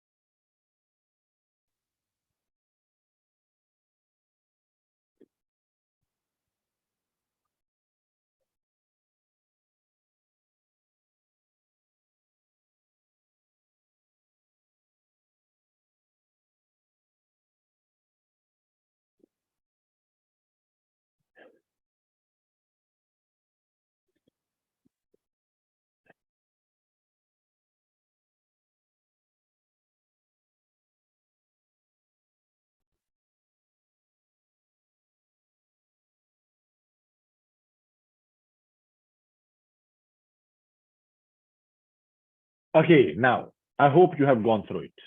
Have you gone through it? Tell me.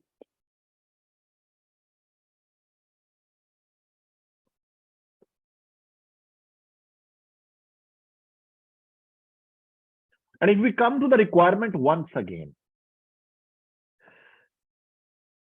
you see here, comment on the matter first of all, and then recommend the further action necessary. Evaluate the implication for audit report. So there are basically 3 requirements, 10 marks. There are 3 requirements, basically. So we will proceed and we will talk about it. We'll discuss it.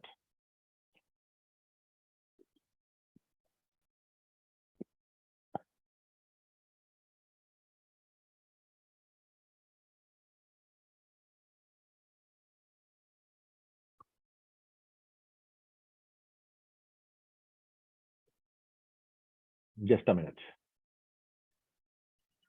It's cold here, you know.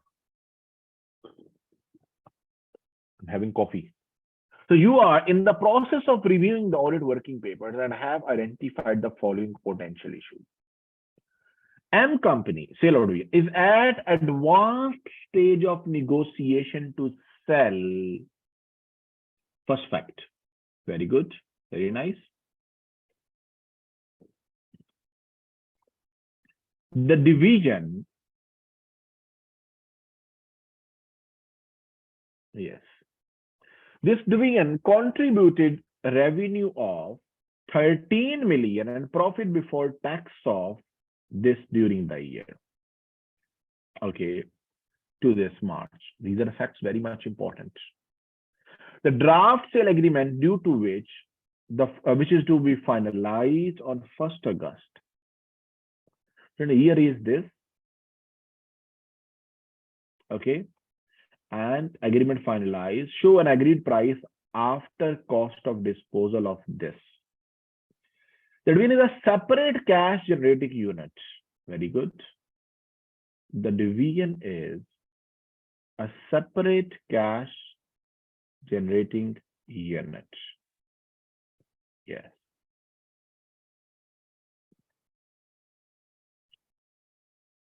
Okay. None of the, this is also important. Yes. None of the assets of division held under revaluation policy. Okay. And definitely charge over the determined useful life. Right.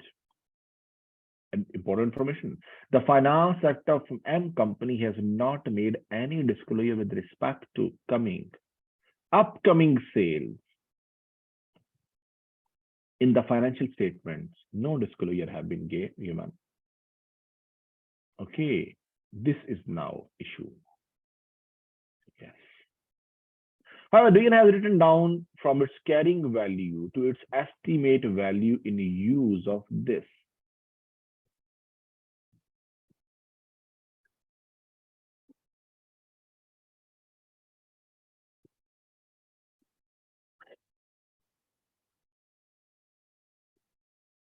Students, sale price after cost of disposal is this. They have carried down it to 41 million.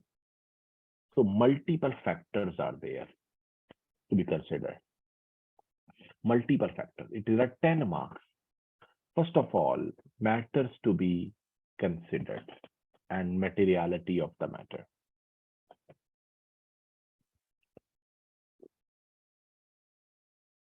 What are the total assets of the business?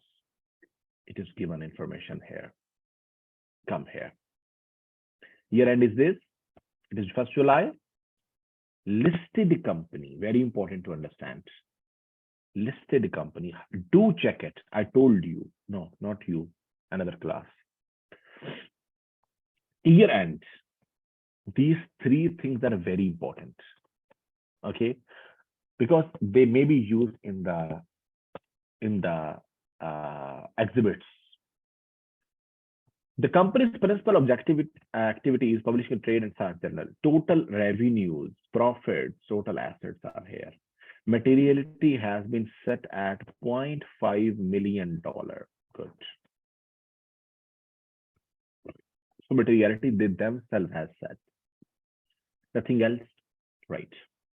So come here. So then first of all, materiality of the division. Materiality. We will start with that. Materiality.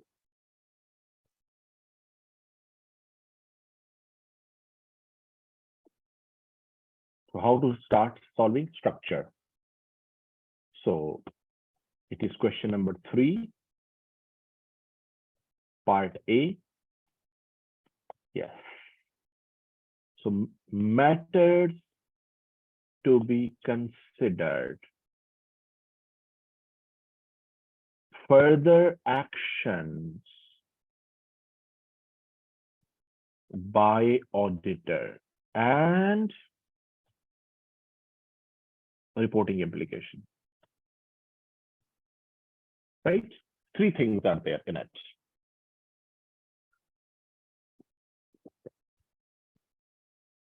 Students, first of all, this is the A part, yes. First of all, materiality. We can discuss. Materiality. So, this is our heading. Yes. Here we can start discussing now. Okay. The division to be sold. Publishing division. The publishing division to be sold has revenue of 13 million.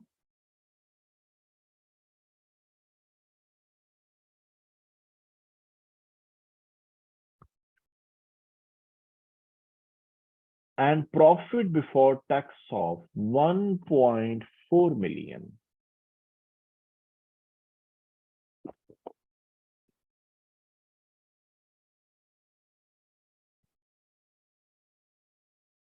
So both are material to companies. Which company it is? Yes. Both are material to M companies' financial statements. Financial statements. Now, next.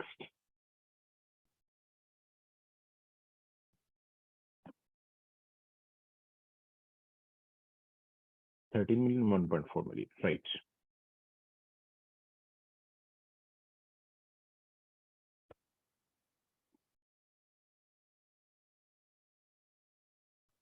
Materiality discussed.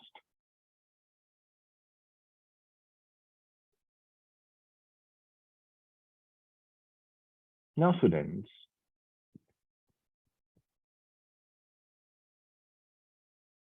matters to be considered. The next requirement is matters to be considered. So the heading will be matters to be considered. Now,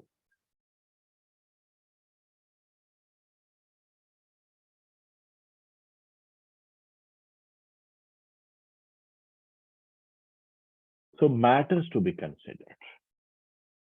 Now, I will be dictating. The company is at advanced stage of negotiation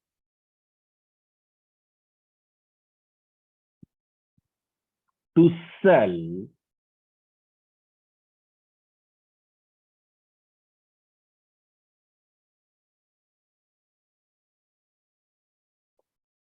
its scientific publishing division. to sell its scientific publishing division.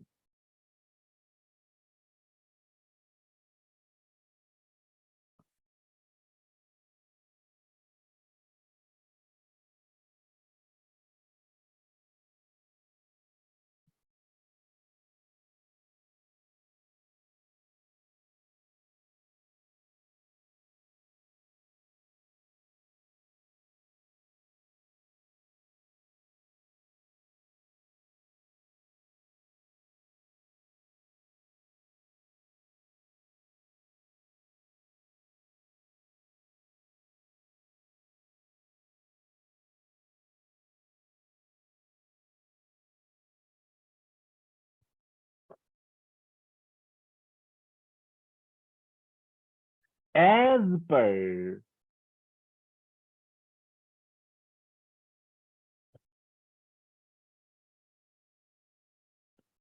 IFRS 5, no, we have to give the logic matter to be considered. IFRS we need to consider. As per IFRS 5, if you don't remember the number, don't mention 5. As per IFRS will be enough.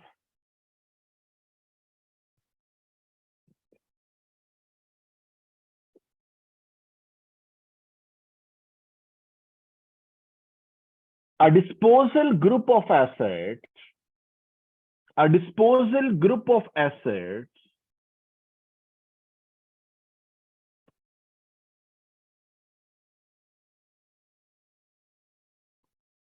should be classified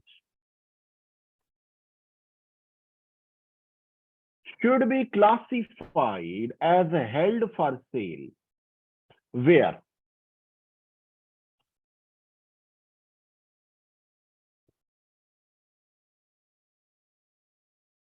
management has active plan to sell the asset.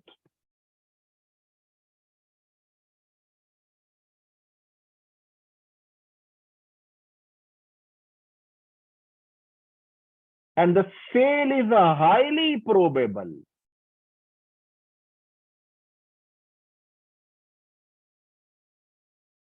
And the sale is highly probable.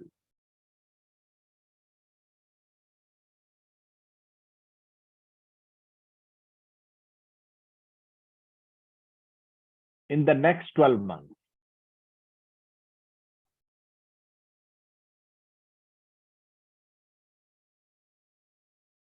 Now, applying to scenario, application to scenario. If you add only this, maybe you get 0.5 mark or 1 mark for this statement.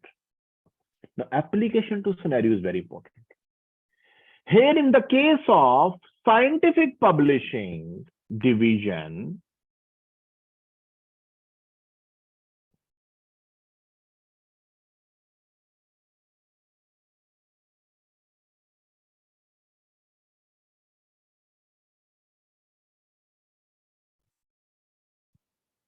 they have already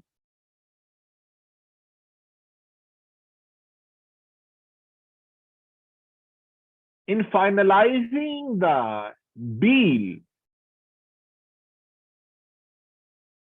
with the potential buyer,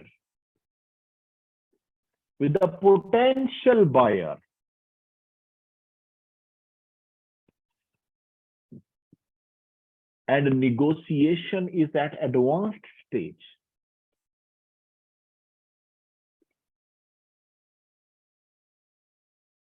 Hence,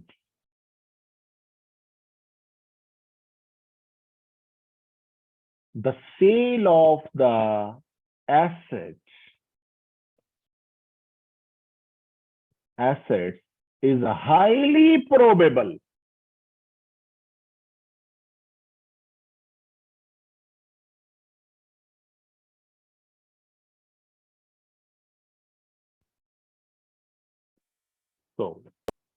So it meets the publishing division meets the definition of assets held for sale. Matters to be considered, but more matters are there. They say no disclosure has given. We said that. No disclosure.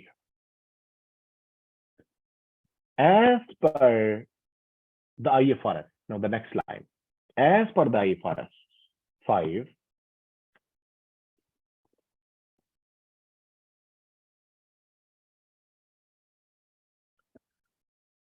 specific disclosures related to assets held for sale and discontinued operations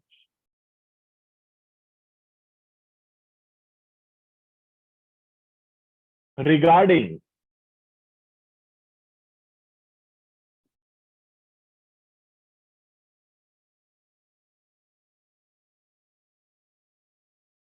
their profit and loss or cash flows should be given.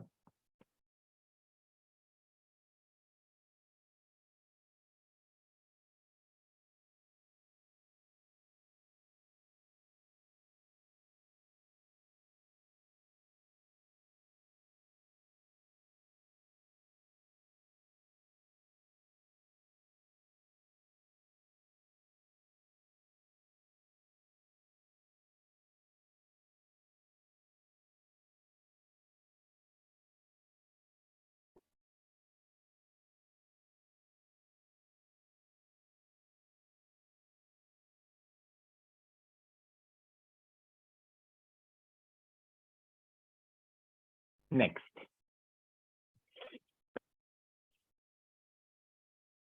So the company here, company has not made any disclosures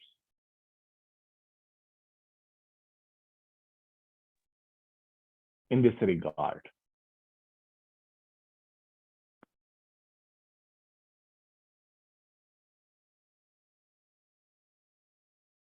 So these are significant omissions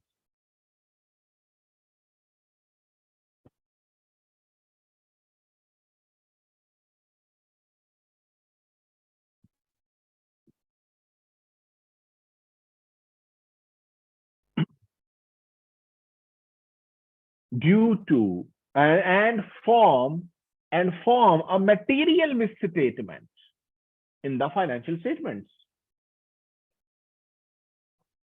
And form a material misstatement in the financial statements.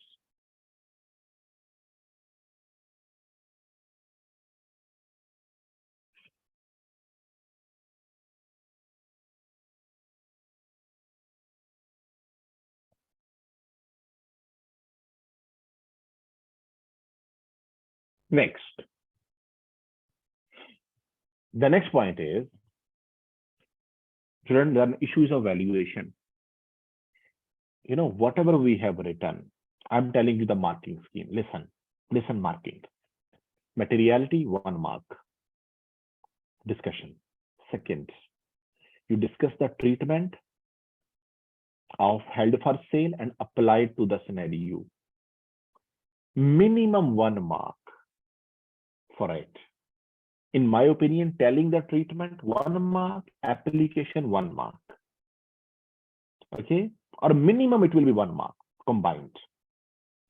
Okay, now misstatement, 1 mark, which you told now. By applying the scenario, disclosure should be given, which have not been given.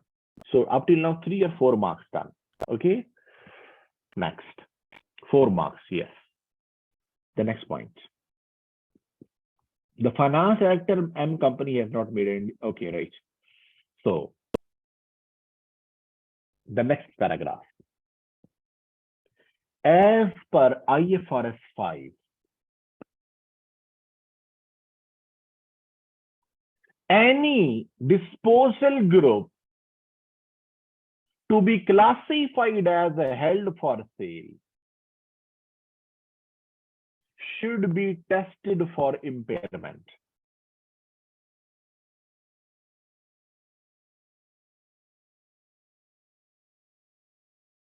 And should be recorded as per IAS 36.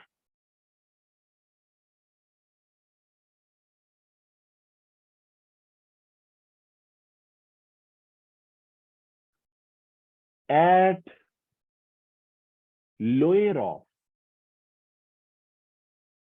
carrying value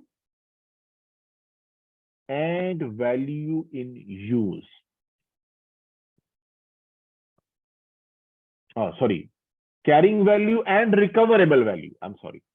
Carrying value and recoverable value.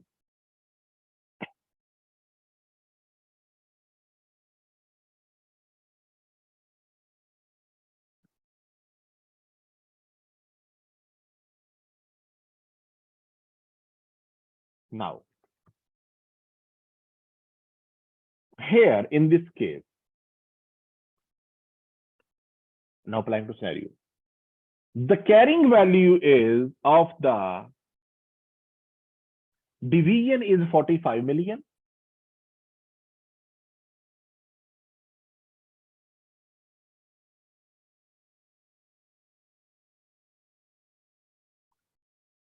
While sale price less cost to sell is 42 million.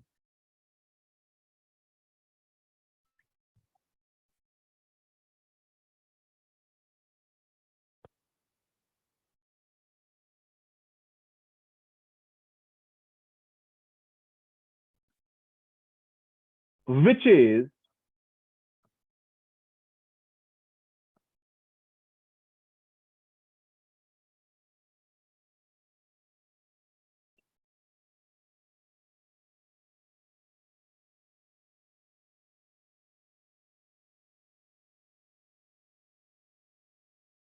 its recoverable value. But the management has recorded it at 40 million, 41 million.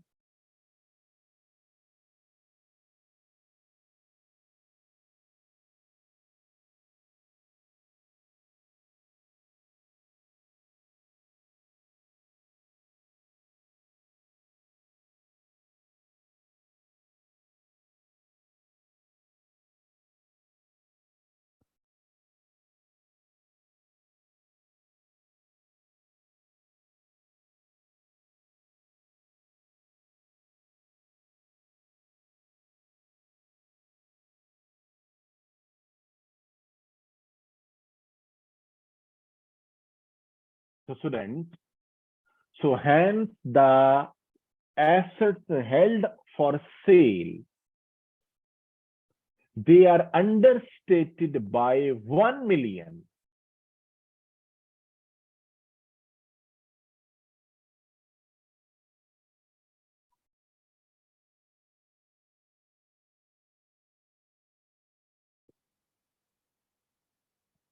I will repeat this whole treatment. You can, if you have missed, you can note down. Okay, I'll repeat the whole one. As per IFRS 5, assets to be classified or disposal group to be classified for held for sale should be tested for impairment as per IAS 36.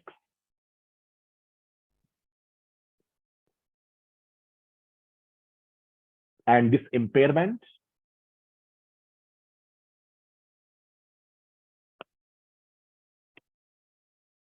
means if recoverable value is less than carrying value, it should be written down.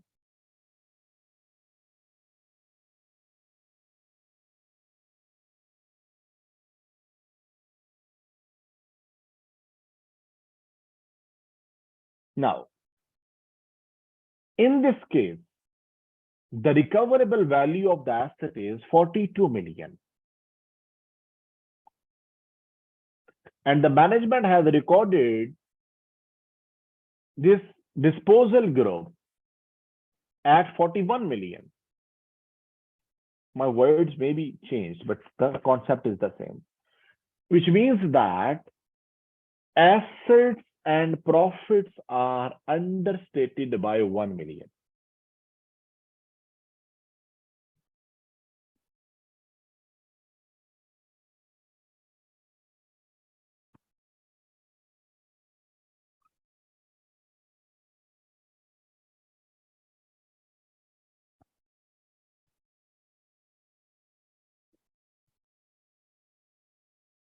Okay.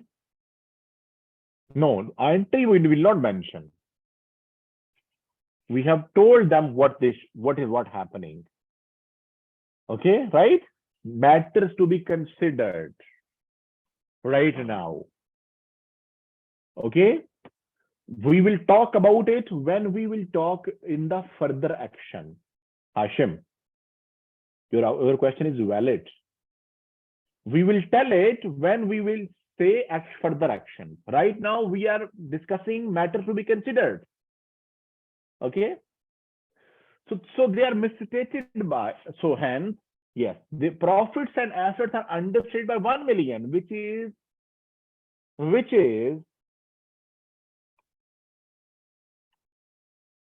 you see here, profits, we can check, which is a material amount for the company, which is a material amount for the company.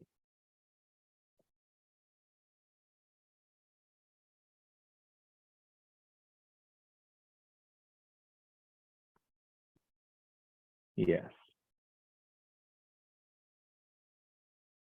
So here in this case, the lower of carrying value of 45 million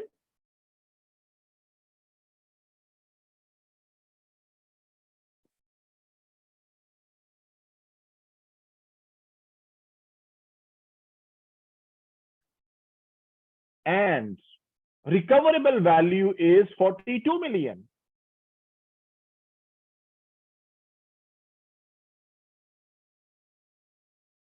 So it should be recorded at 42 million. That's it.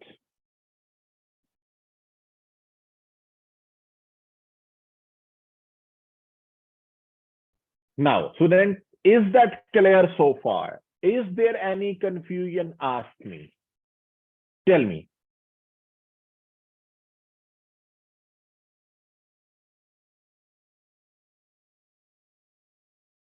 Is there any confusion?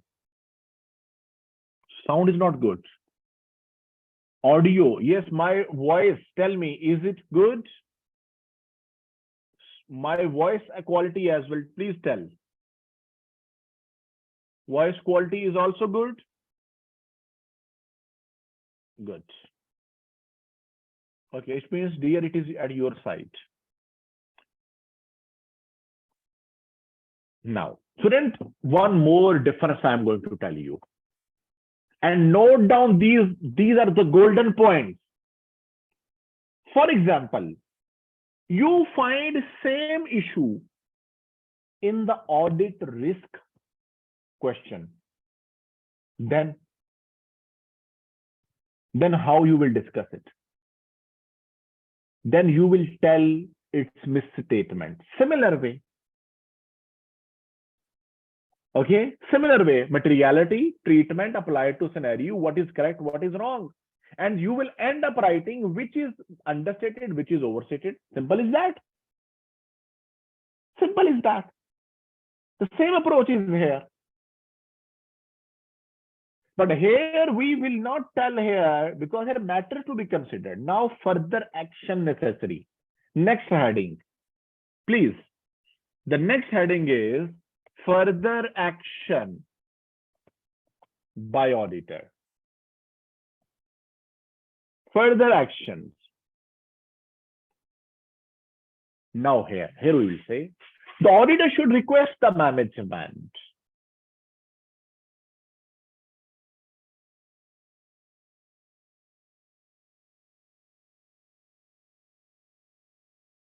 to amend the carrying value of assets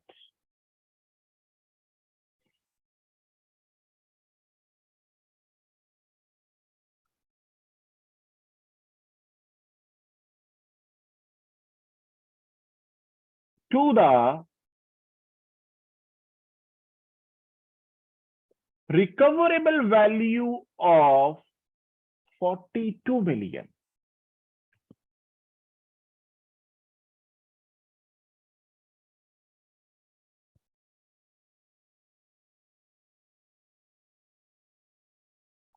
and give appropriate disclosures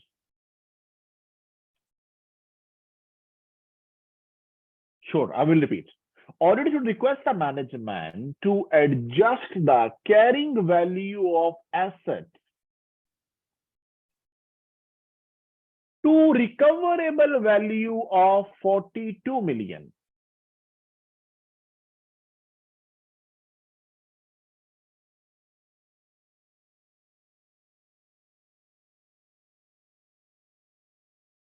And to provide separate disclosures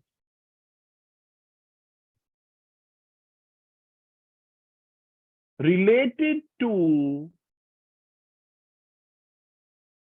assets held for sale.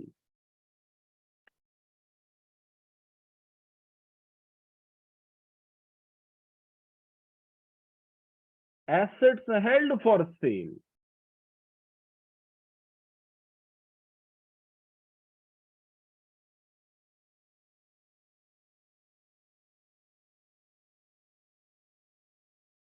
As per IFRS 5.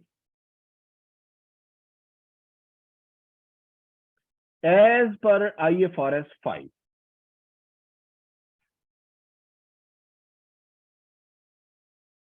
If management, no, the next line. If the management refuse, now this is basically positive action. You know, I told you positive action. This is positive action, which have been done, that do this, please. If management refuses to adjust that, communicate to those charged with the governance.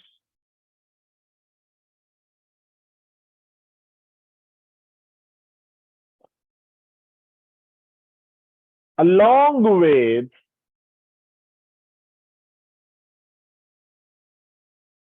possible impact on audit opinion.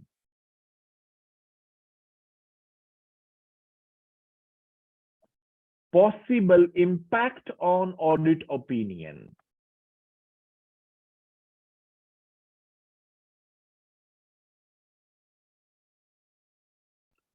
If adjustments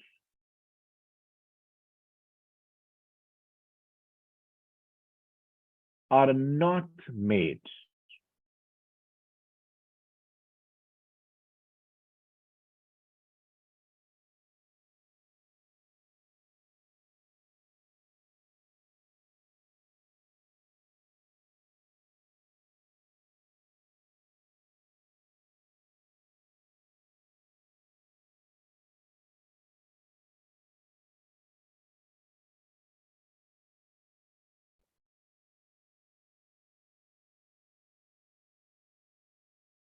further action continued.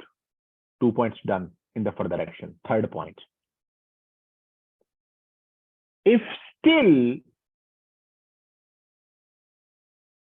the requested amendments are not made to financial statement,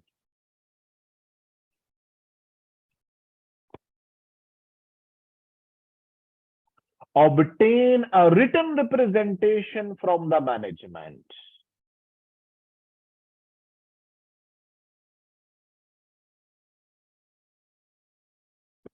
to confirm, obtain written representation from management to confirm they are aware of potential consequences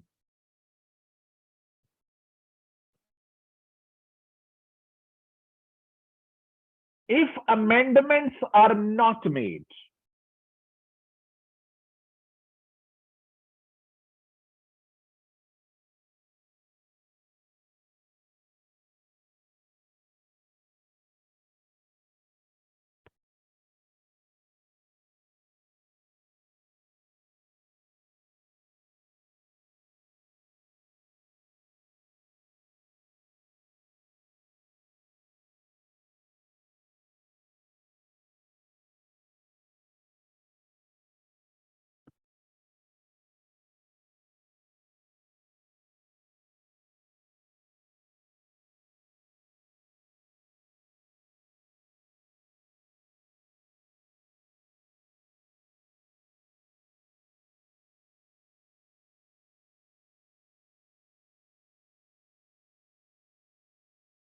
Now,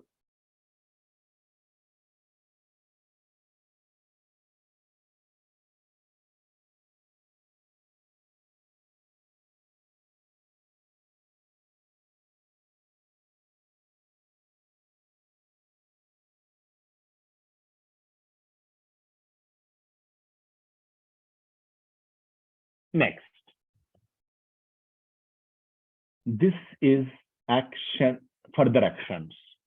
Student, is it clear to everyone? Now, this further action can be written anywhere with small modifications. What auditor will do? Further action. Now, the last heading is impact on audit report. What is the requirement? We will use the same word. Implications for audit report. Yes. Implications for audit report. Now, if management does not make adjustments,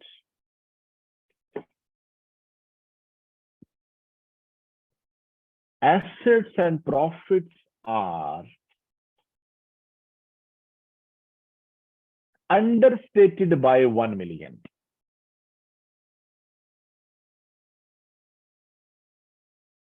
Assets and profits are understated by 1 million.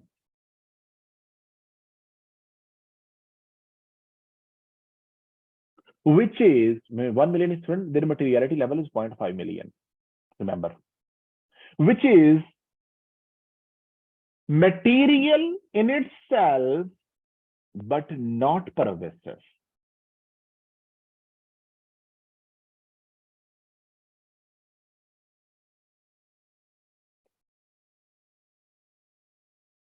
So auditor should give qualified opinion.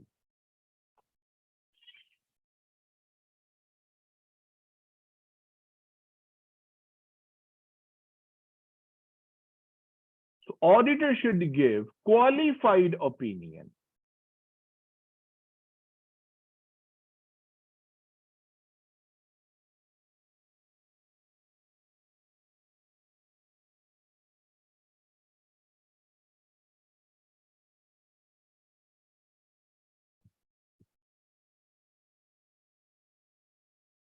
Stating that except for the matter related to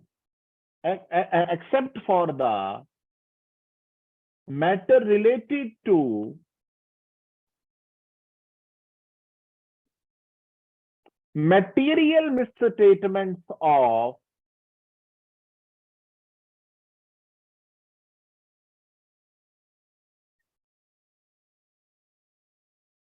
assets held for sale,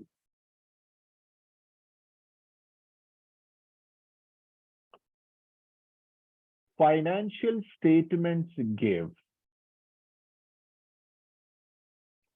true and fair view of company affairs.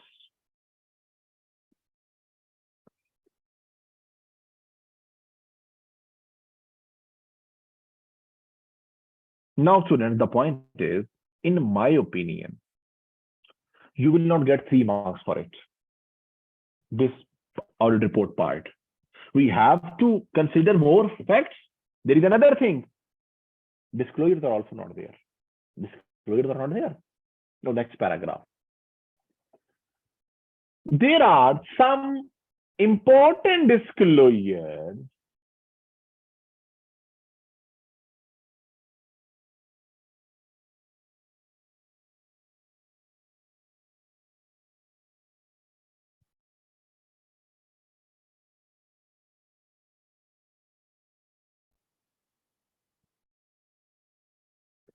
missing. Just a minute, please. Let me. Important disclosure is missing as well.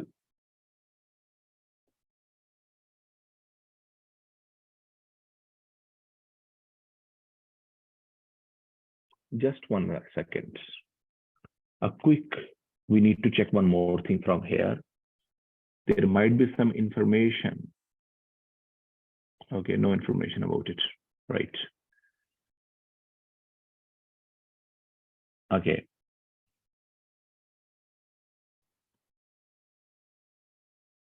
Regarding the same matter, so auditor should consider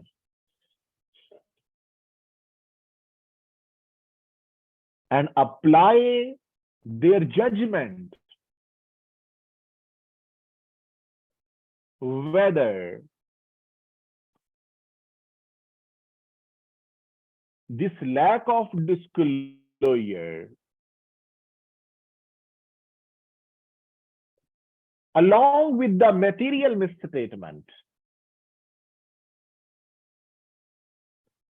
amounts to a pervasive matter.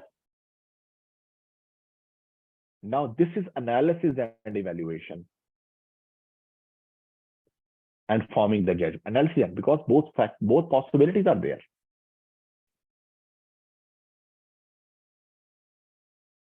And if it is the case,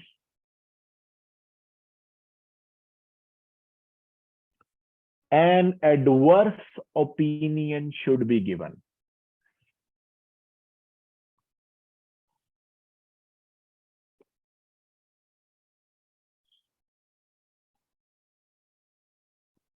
Okay, students, still not complete. One last point. Depending upon the type of opinion given, a basis for qualified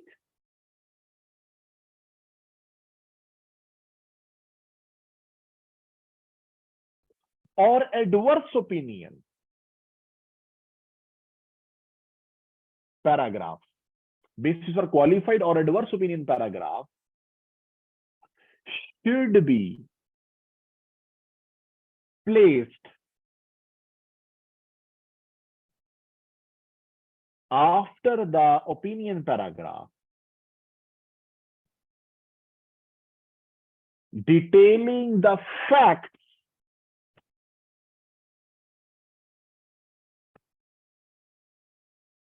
related to misstatement.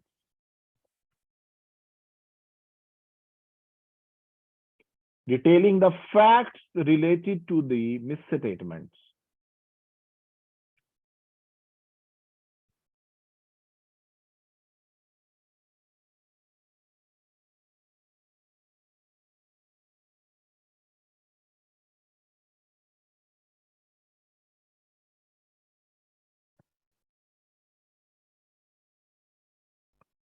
Now, it is done. Next. So then you see here, this is done. This part is done. What I want is, I want to show its marking scheme to you, people, this part. Okay, so that you can have idea that how marks are awarded. Yes.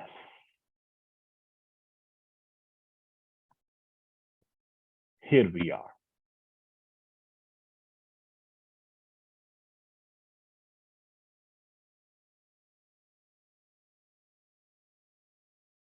Methods. 1 mark for each point. Materiality, I started. Yes. Rule. Okay. IFRS 5. What does it say? Apply. Yes. Means accounting treatment. Apply to scenario. Yes. Valuation of the assets. Okay. And application to scenario. Correct value. Okay. So materiality of the error. So you see here how many points we have mentioned. By the way, we have written more than required, but you should write the maximum point. Further actions. Required adjustment, carrying amount to recoverable amount, talk to those charged with governance. If refuse, obtain representation. Qualified opinion. Justification. If permissible, what is the impact? Basis of opinion and content. Students, isn't it crystal clear? Tell me, isn't it crystal clear how the answer need to be drafted? Tell me, please.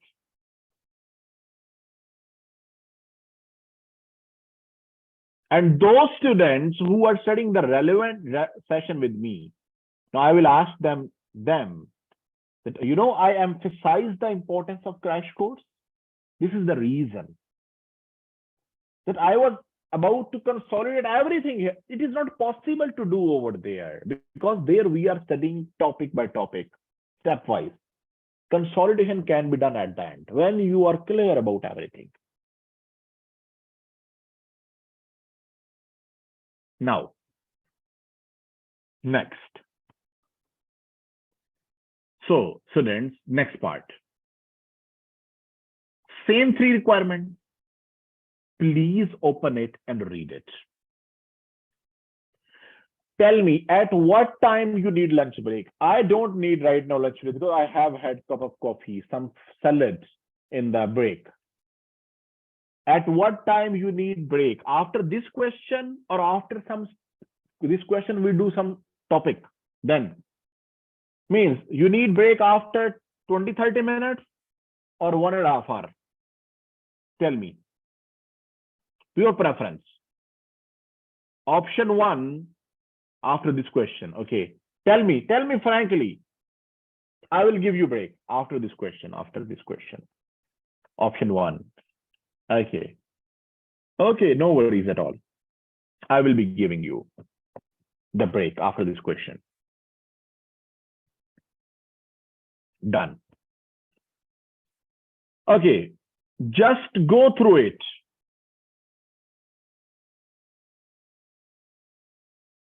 Please. These 3 requirements are here. I'm sorry. Describe the auditor's responsibilities in relation to other information presented with audited financial statements. Evaluate the matters arising from the extracts of chairman statement. 2 requirements, responsibilities and evaluate the matters. This is generic. This is the evaluate the matters from scenario, 5 marks. Assuming no changes are made to chairman's statement.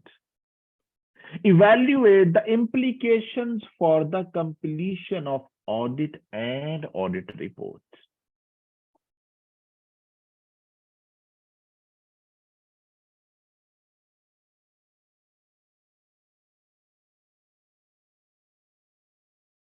Yes. Professional marks are related to, okay, we are doing that already. Now, next.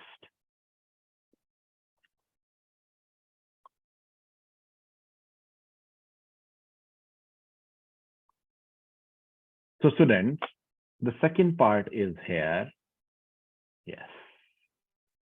The requirement is in front of you. The matter arising and no changes made, evaluate the implication.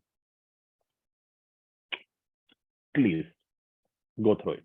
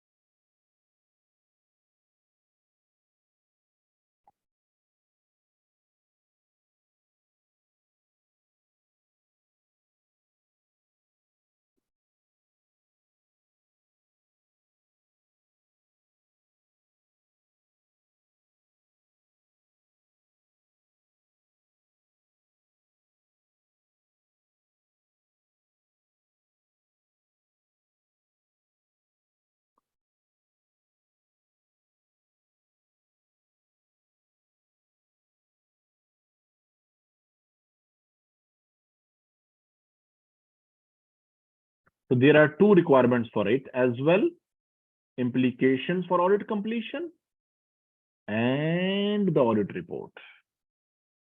Yes. So there are basically 1, 2, and 1 and 2.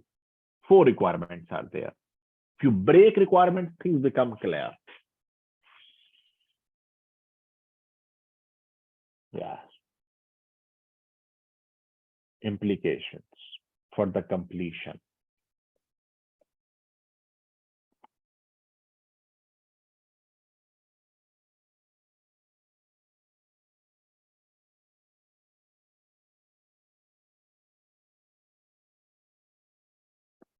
So students, as part of review of M company, you have also been presented with an extract from the draft chairman statement, which will publish in the annual report alongside the financial statement for the year. Extract from chairman statement.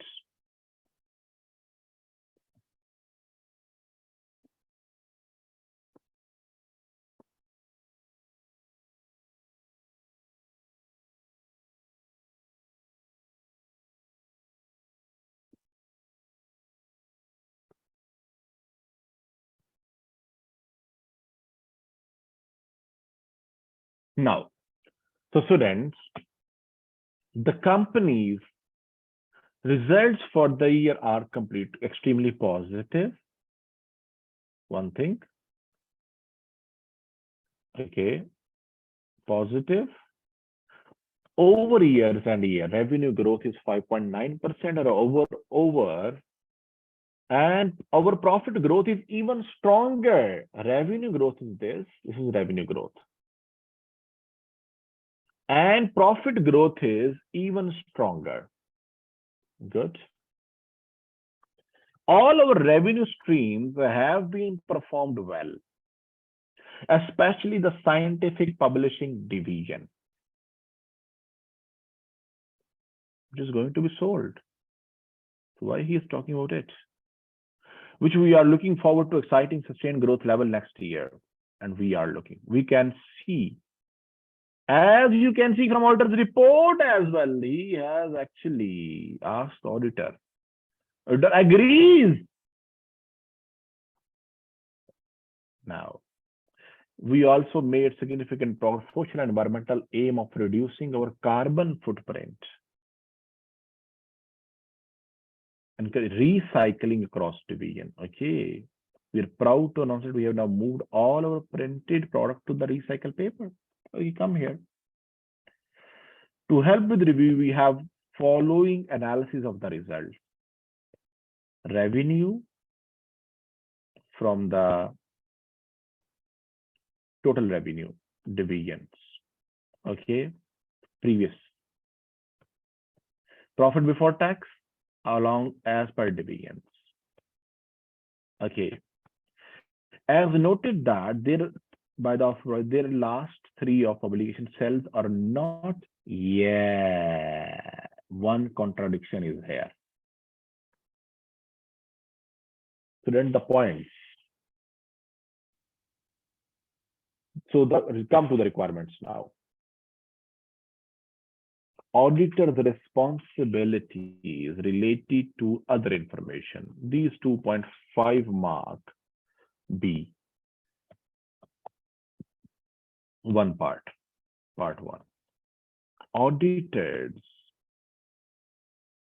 responsibility related to other information. Yes. So what is the answer?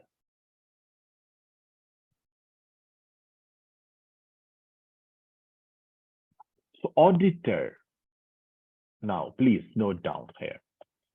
Auditor, as per ISAs,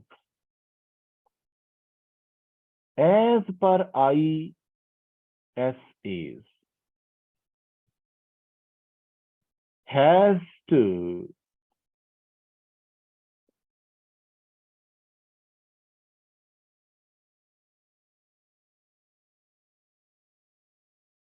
auditor as per IS says has to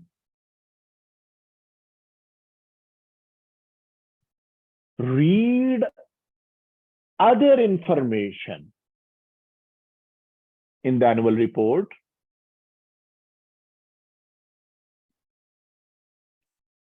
to consider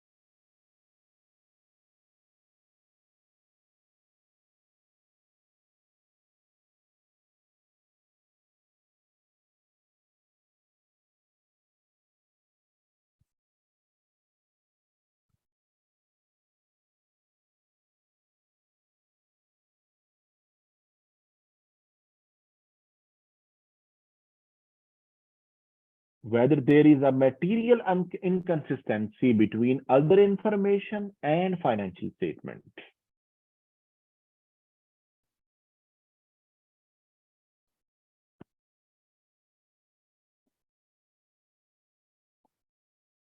Whether there is material inconsistency between other information and financial statements,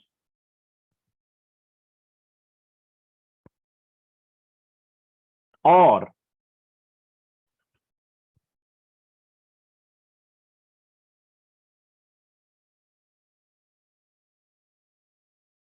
there is any misstatement of fact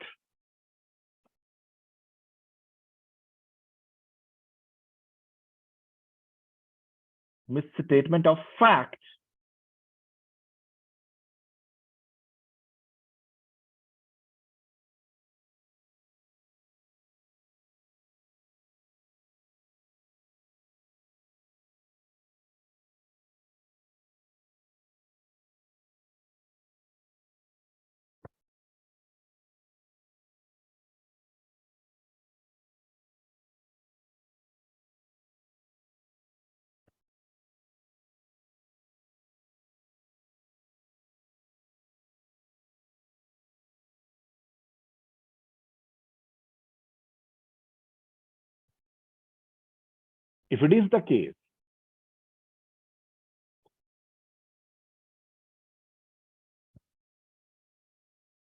If it is the case of material inconsistency, auditor needs to perform work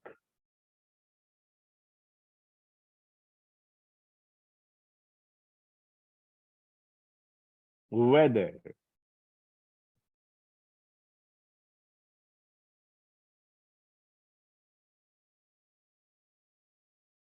financial statements are misstated or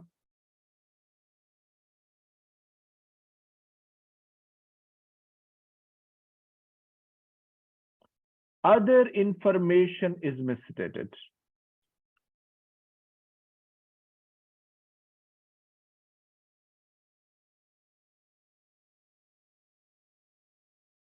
Or other information is misstated.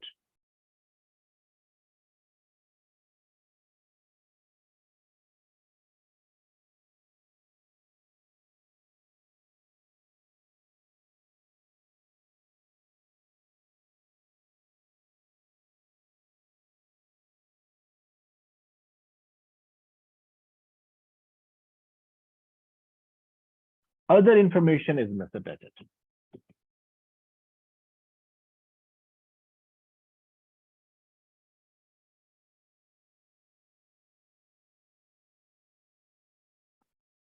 Now, students, this is the auditor's responsibility, right?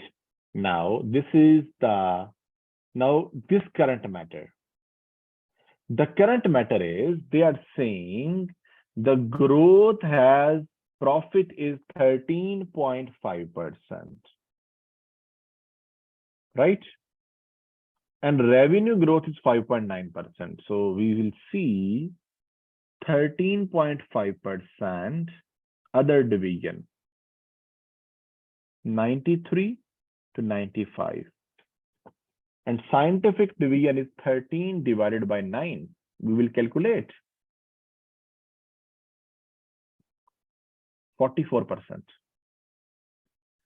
And 95 divided by revenue growth, 93. It is 2%. And profit growth, 7.9 divided by, I will show you here. If you are getting confused what I'm doing, just see here. Company's other division growth I'm calculating. Revenue growth and profit growth. Other division, because we are concerned with that. Because they are going to sell one division. Yes. So students, if we see this one, so the revenue 95 million in other division. And here it is 93 million, 95 divided by 93. 95 divided by 93. It is how much percentage?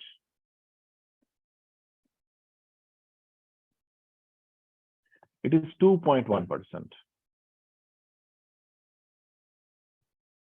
And profits growth is, oh my, 7.9, 7.5.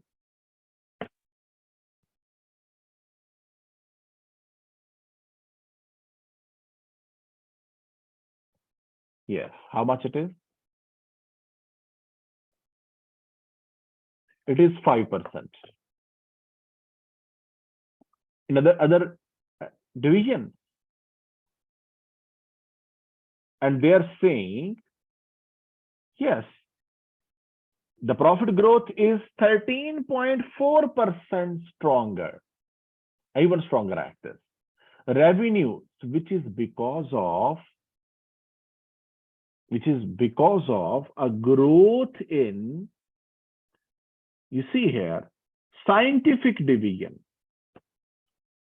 which are increased by this.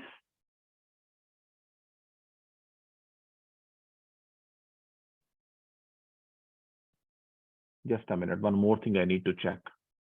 They might be telling something. Overall, here it is, 102 to 108. We can do this full analysis. 108 divided by 102. It is 5.8% revenue growth. 5.8%. Yes, so they are telling it overall growth, including the growth of scientific division, which is misleading.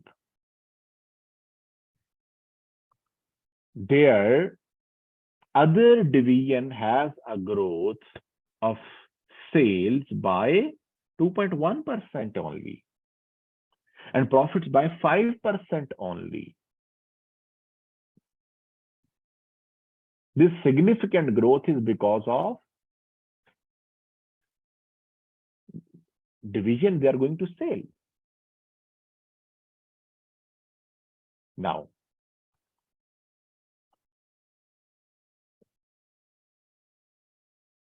so this is misleading facts to this being presented by the chairman. Okay, right? So you will discuss it.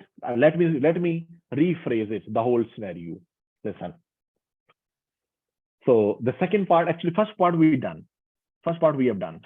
Responsible. Now methods arising from, yes, extract of methods from the chairman statement. Now the second part is methods from chairman statement. Now, how you will draft it? Please write. I will dictate now. As per chairman statement, the revenues of the business are increasing by 5.9%.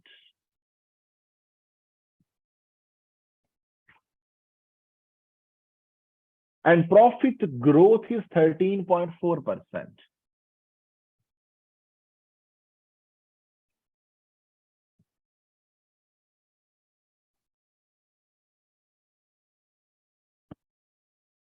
Which is correct.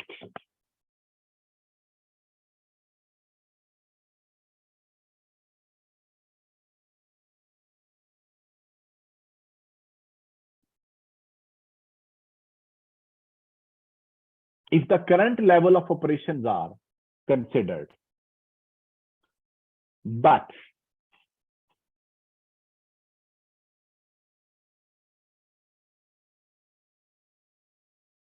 the scientific publishing division is going to be sold.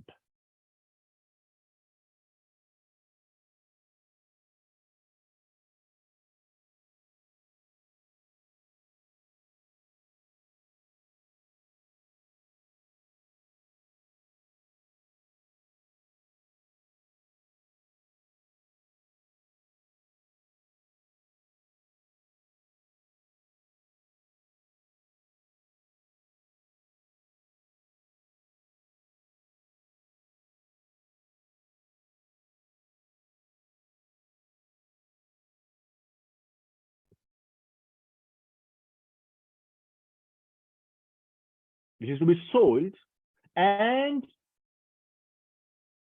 will not be continued part of business operations during next year.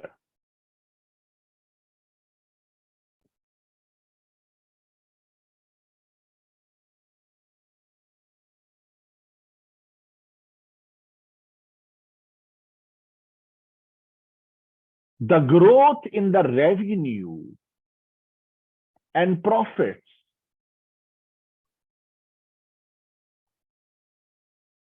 should be considered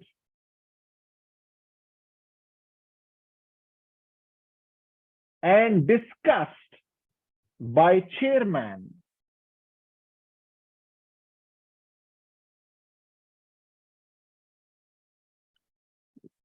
excluding publishing division.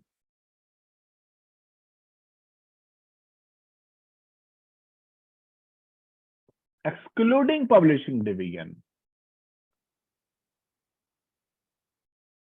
which clearly indicates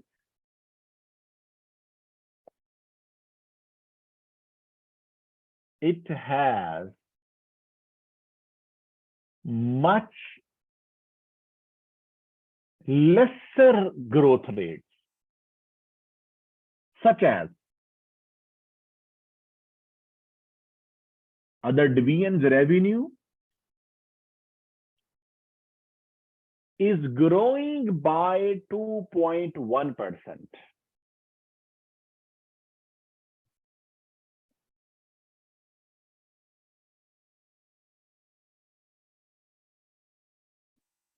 Is 2.1%. And profits growth is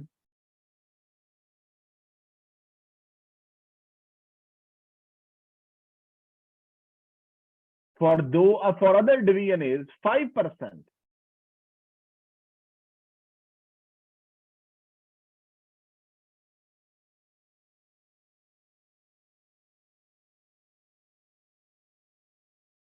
The chairman statement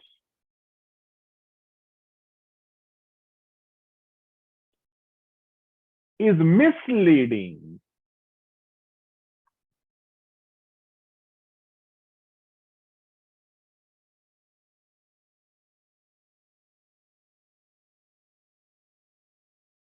regarding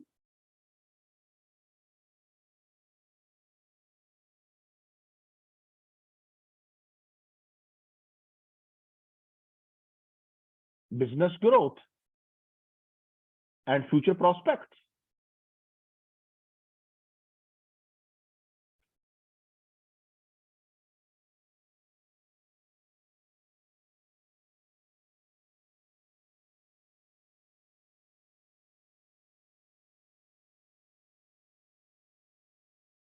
Now, student, the one thing. Secondly, now the second paragraph. Secondly, the chairman statement is saying that auditor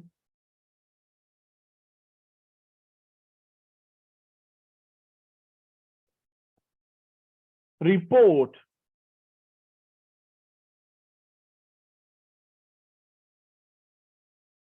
is also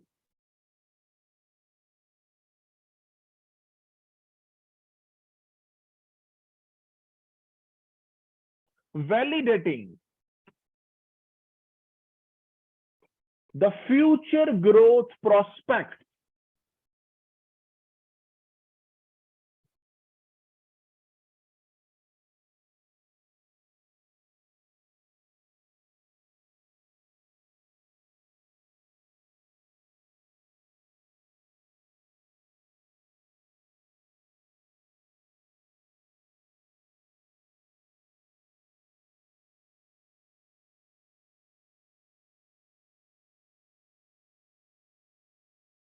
future growth prospects.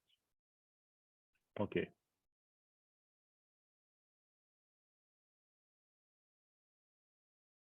It is 5%. Okay. You know, if we calculate, it is 5% growth.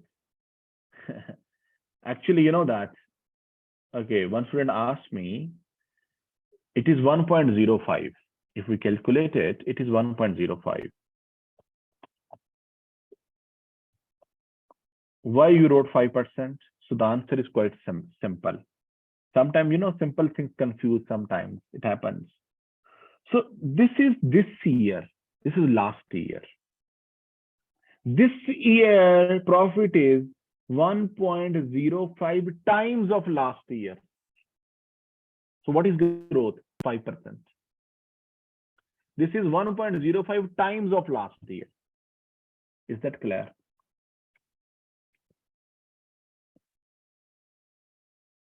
Is that clear?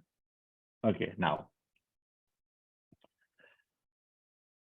So they are giving the impression auditor is also validating the growth prospects as of business as described by the chairman. This is quite inappropriate.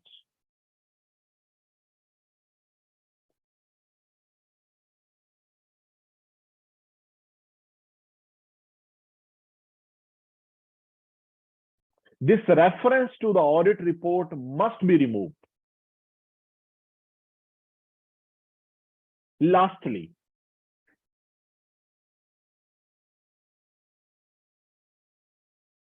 they say that all printed products have been moved to the recycled paper.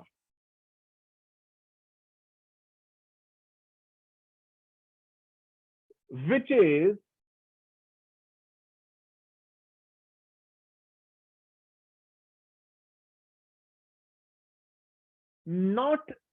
against the fact obtained by the audit supervisor during audit.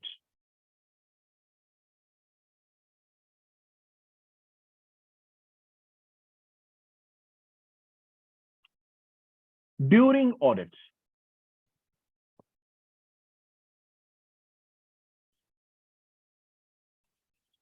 That at least 3 of the publications are not being prepared on recycled paper.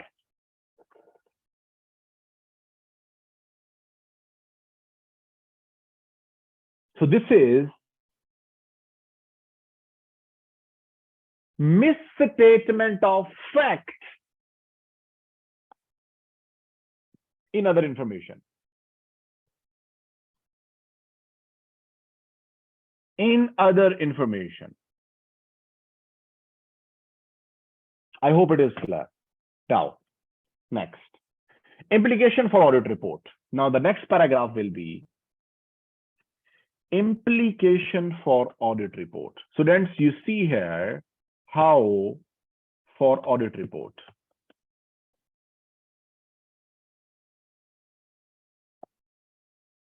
Implication for audit report.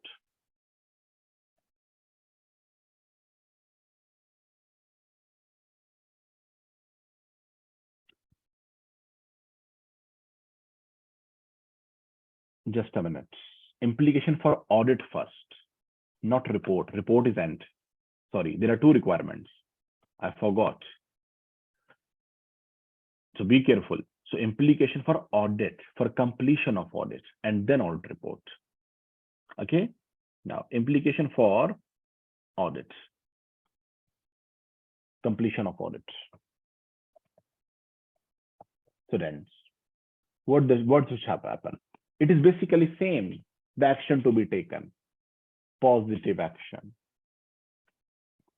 So positive action, basically the auditor should discuss the management with the management, the misleading growth analysis of business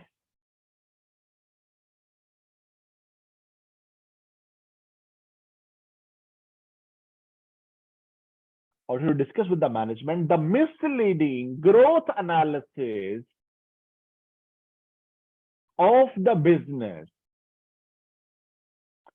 done in the chairman report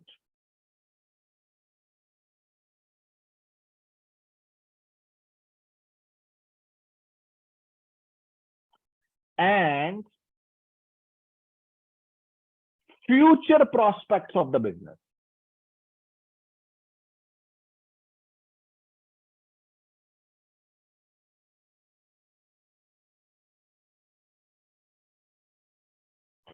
Secondly,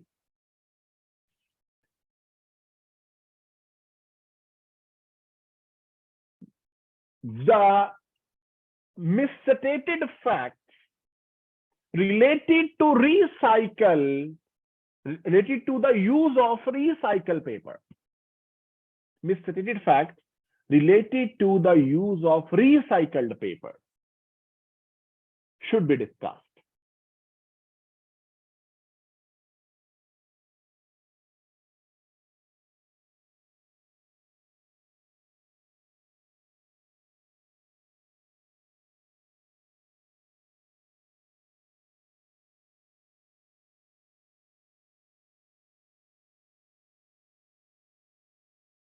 And request them to correct this information or remove it from chairman report.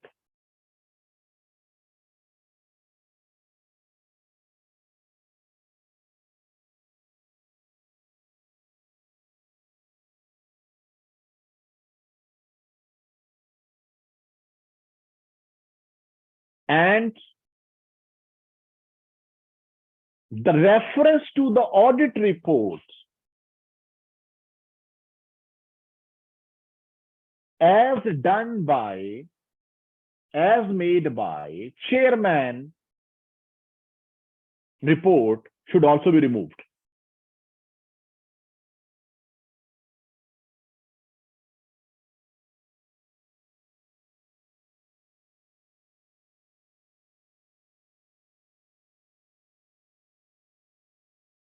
If management, now the next line, if management refuses to do so,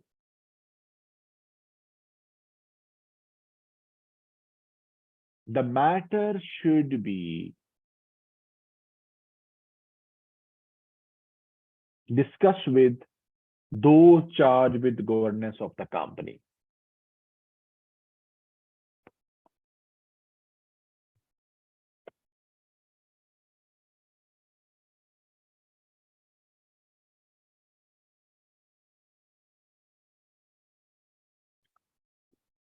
If still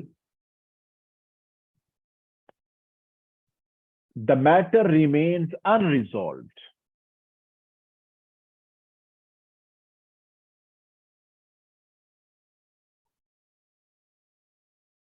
communicate those charged with governance that this matter will be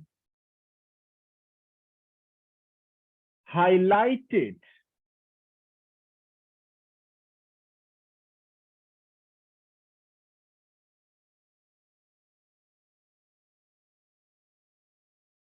communicate those of governance how the matter will be given in the audit report.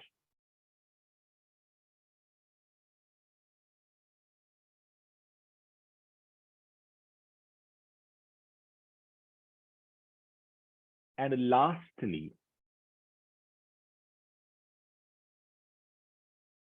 obtain legal advice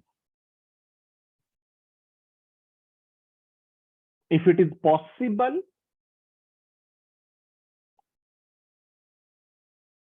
to withdraw from this audit engagement.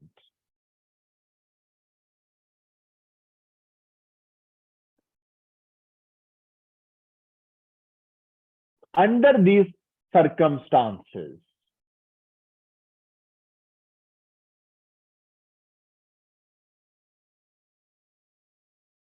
and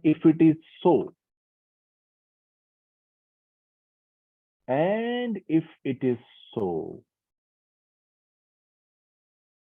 withdraw from engagement. Withdraw from engagement. Now the last one, implication for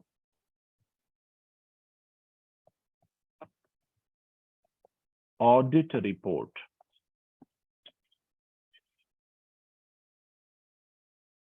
Audit report.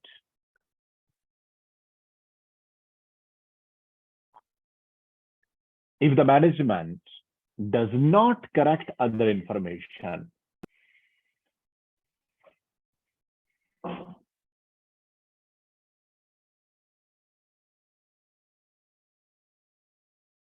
auditor will disclose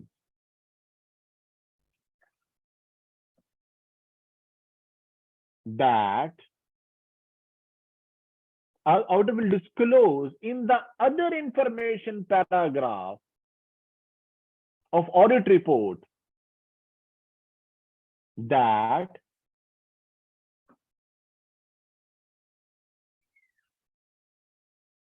chairman statement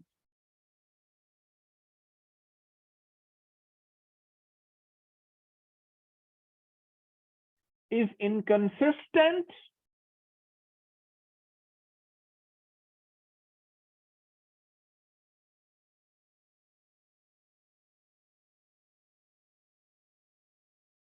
with the financial statement,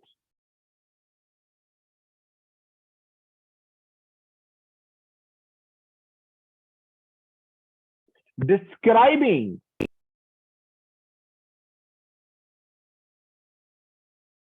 the material misstatement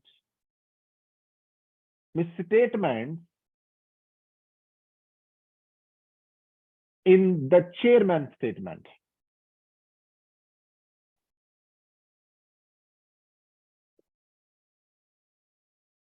Next line. Moreover, auditor will disclose that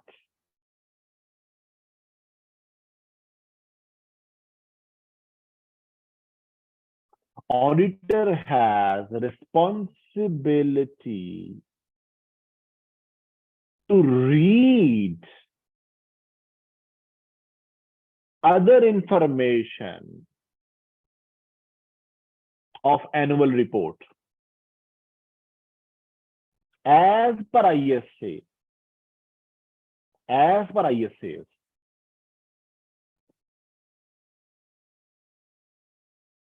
and audit opinion does not cover other information. Audit opinion does not cover other information. That's it. I will be discussing its marking scheme, professional marks with you people, and then I will be taking you see here, other information. Yes. Read. Okay, consistency. Auditor does, okay, right. Auditor responsibilities. Matters arising from chairman. Growth issue. Yes, growth calculations, percentage. Misleading. Inappropriate reference to audit report. You know, 1 mark each. It is 1 mark each. Misstatement regarding recycled paper. Okay, right? Now, students, this type of opinion is not modified here. It has no impact on opinion. This matters. Azim, you elaborate your question, open your mic. In which context you are asking?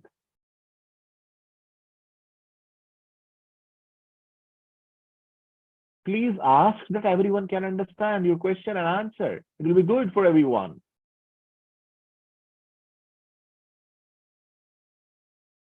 Implications that we draw attention, other information paragraph. Responsibility, we told auditor has not to.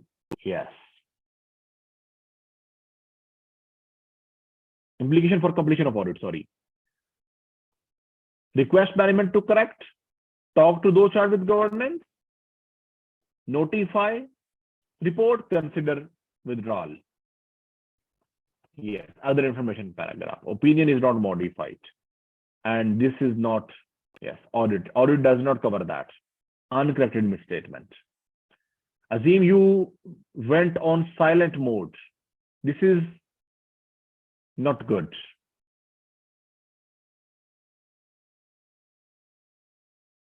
You don't have mic?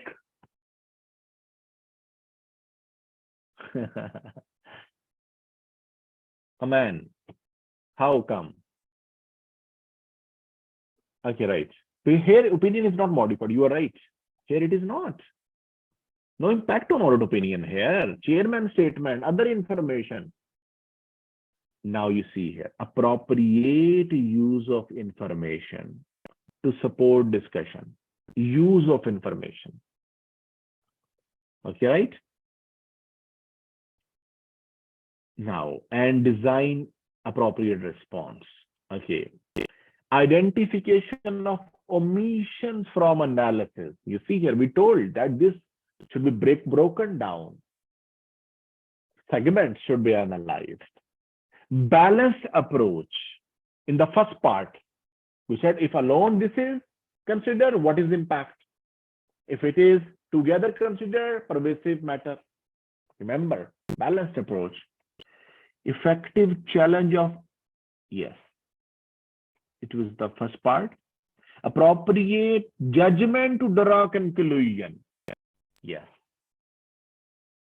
What type of opinion? Judgment. You have to logically justify, like that material, pervasive, right? Here opinion does not cover that. Appropriately cover that. This is how you will get marks, I'm telling you. And it is not that difficult if you know how to draft answer. So you should not be worried about this skills marks if you are drafting answer logically with logical flow. I hope it is clear. Now, students, it is time for a lunch break. 45 minutes will be okay. Will be okay. Have some 20 minutes power nap.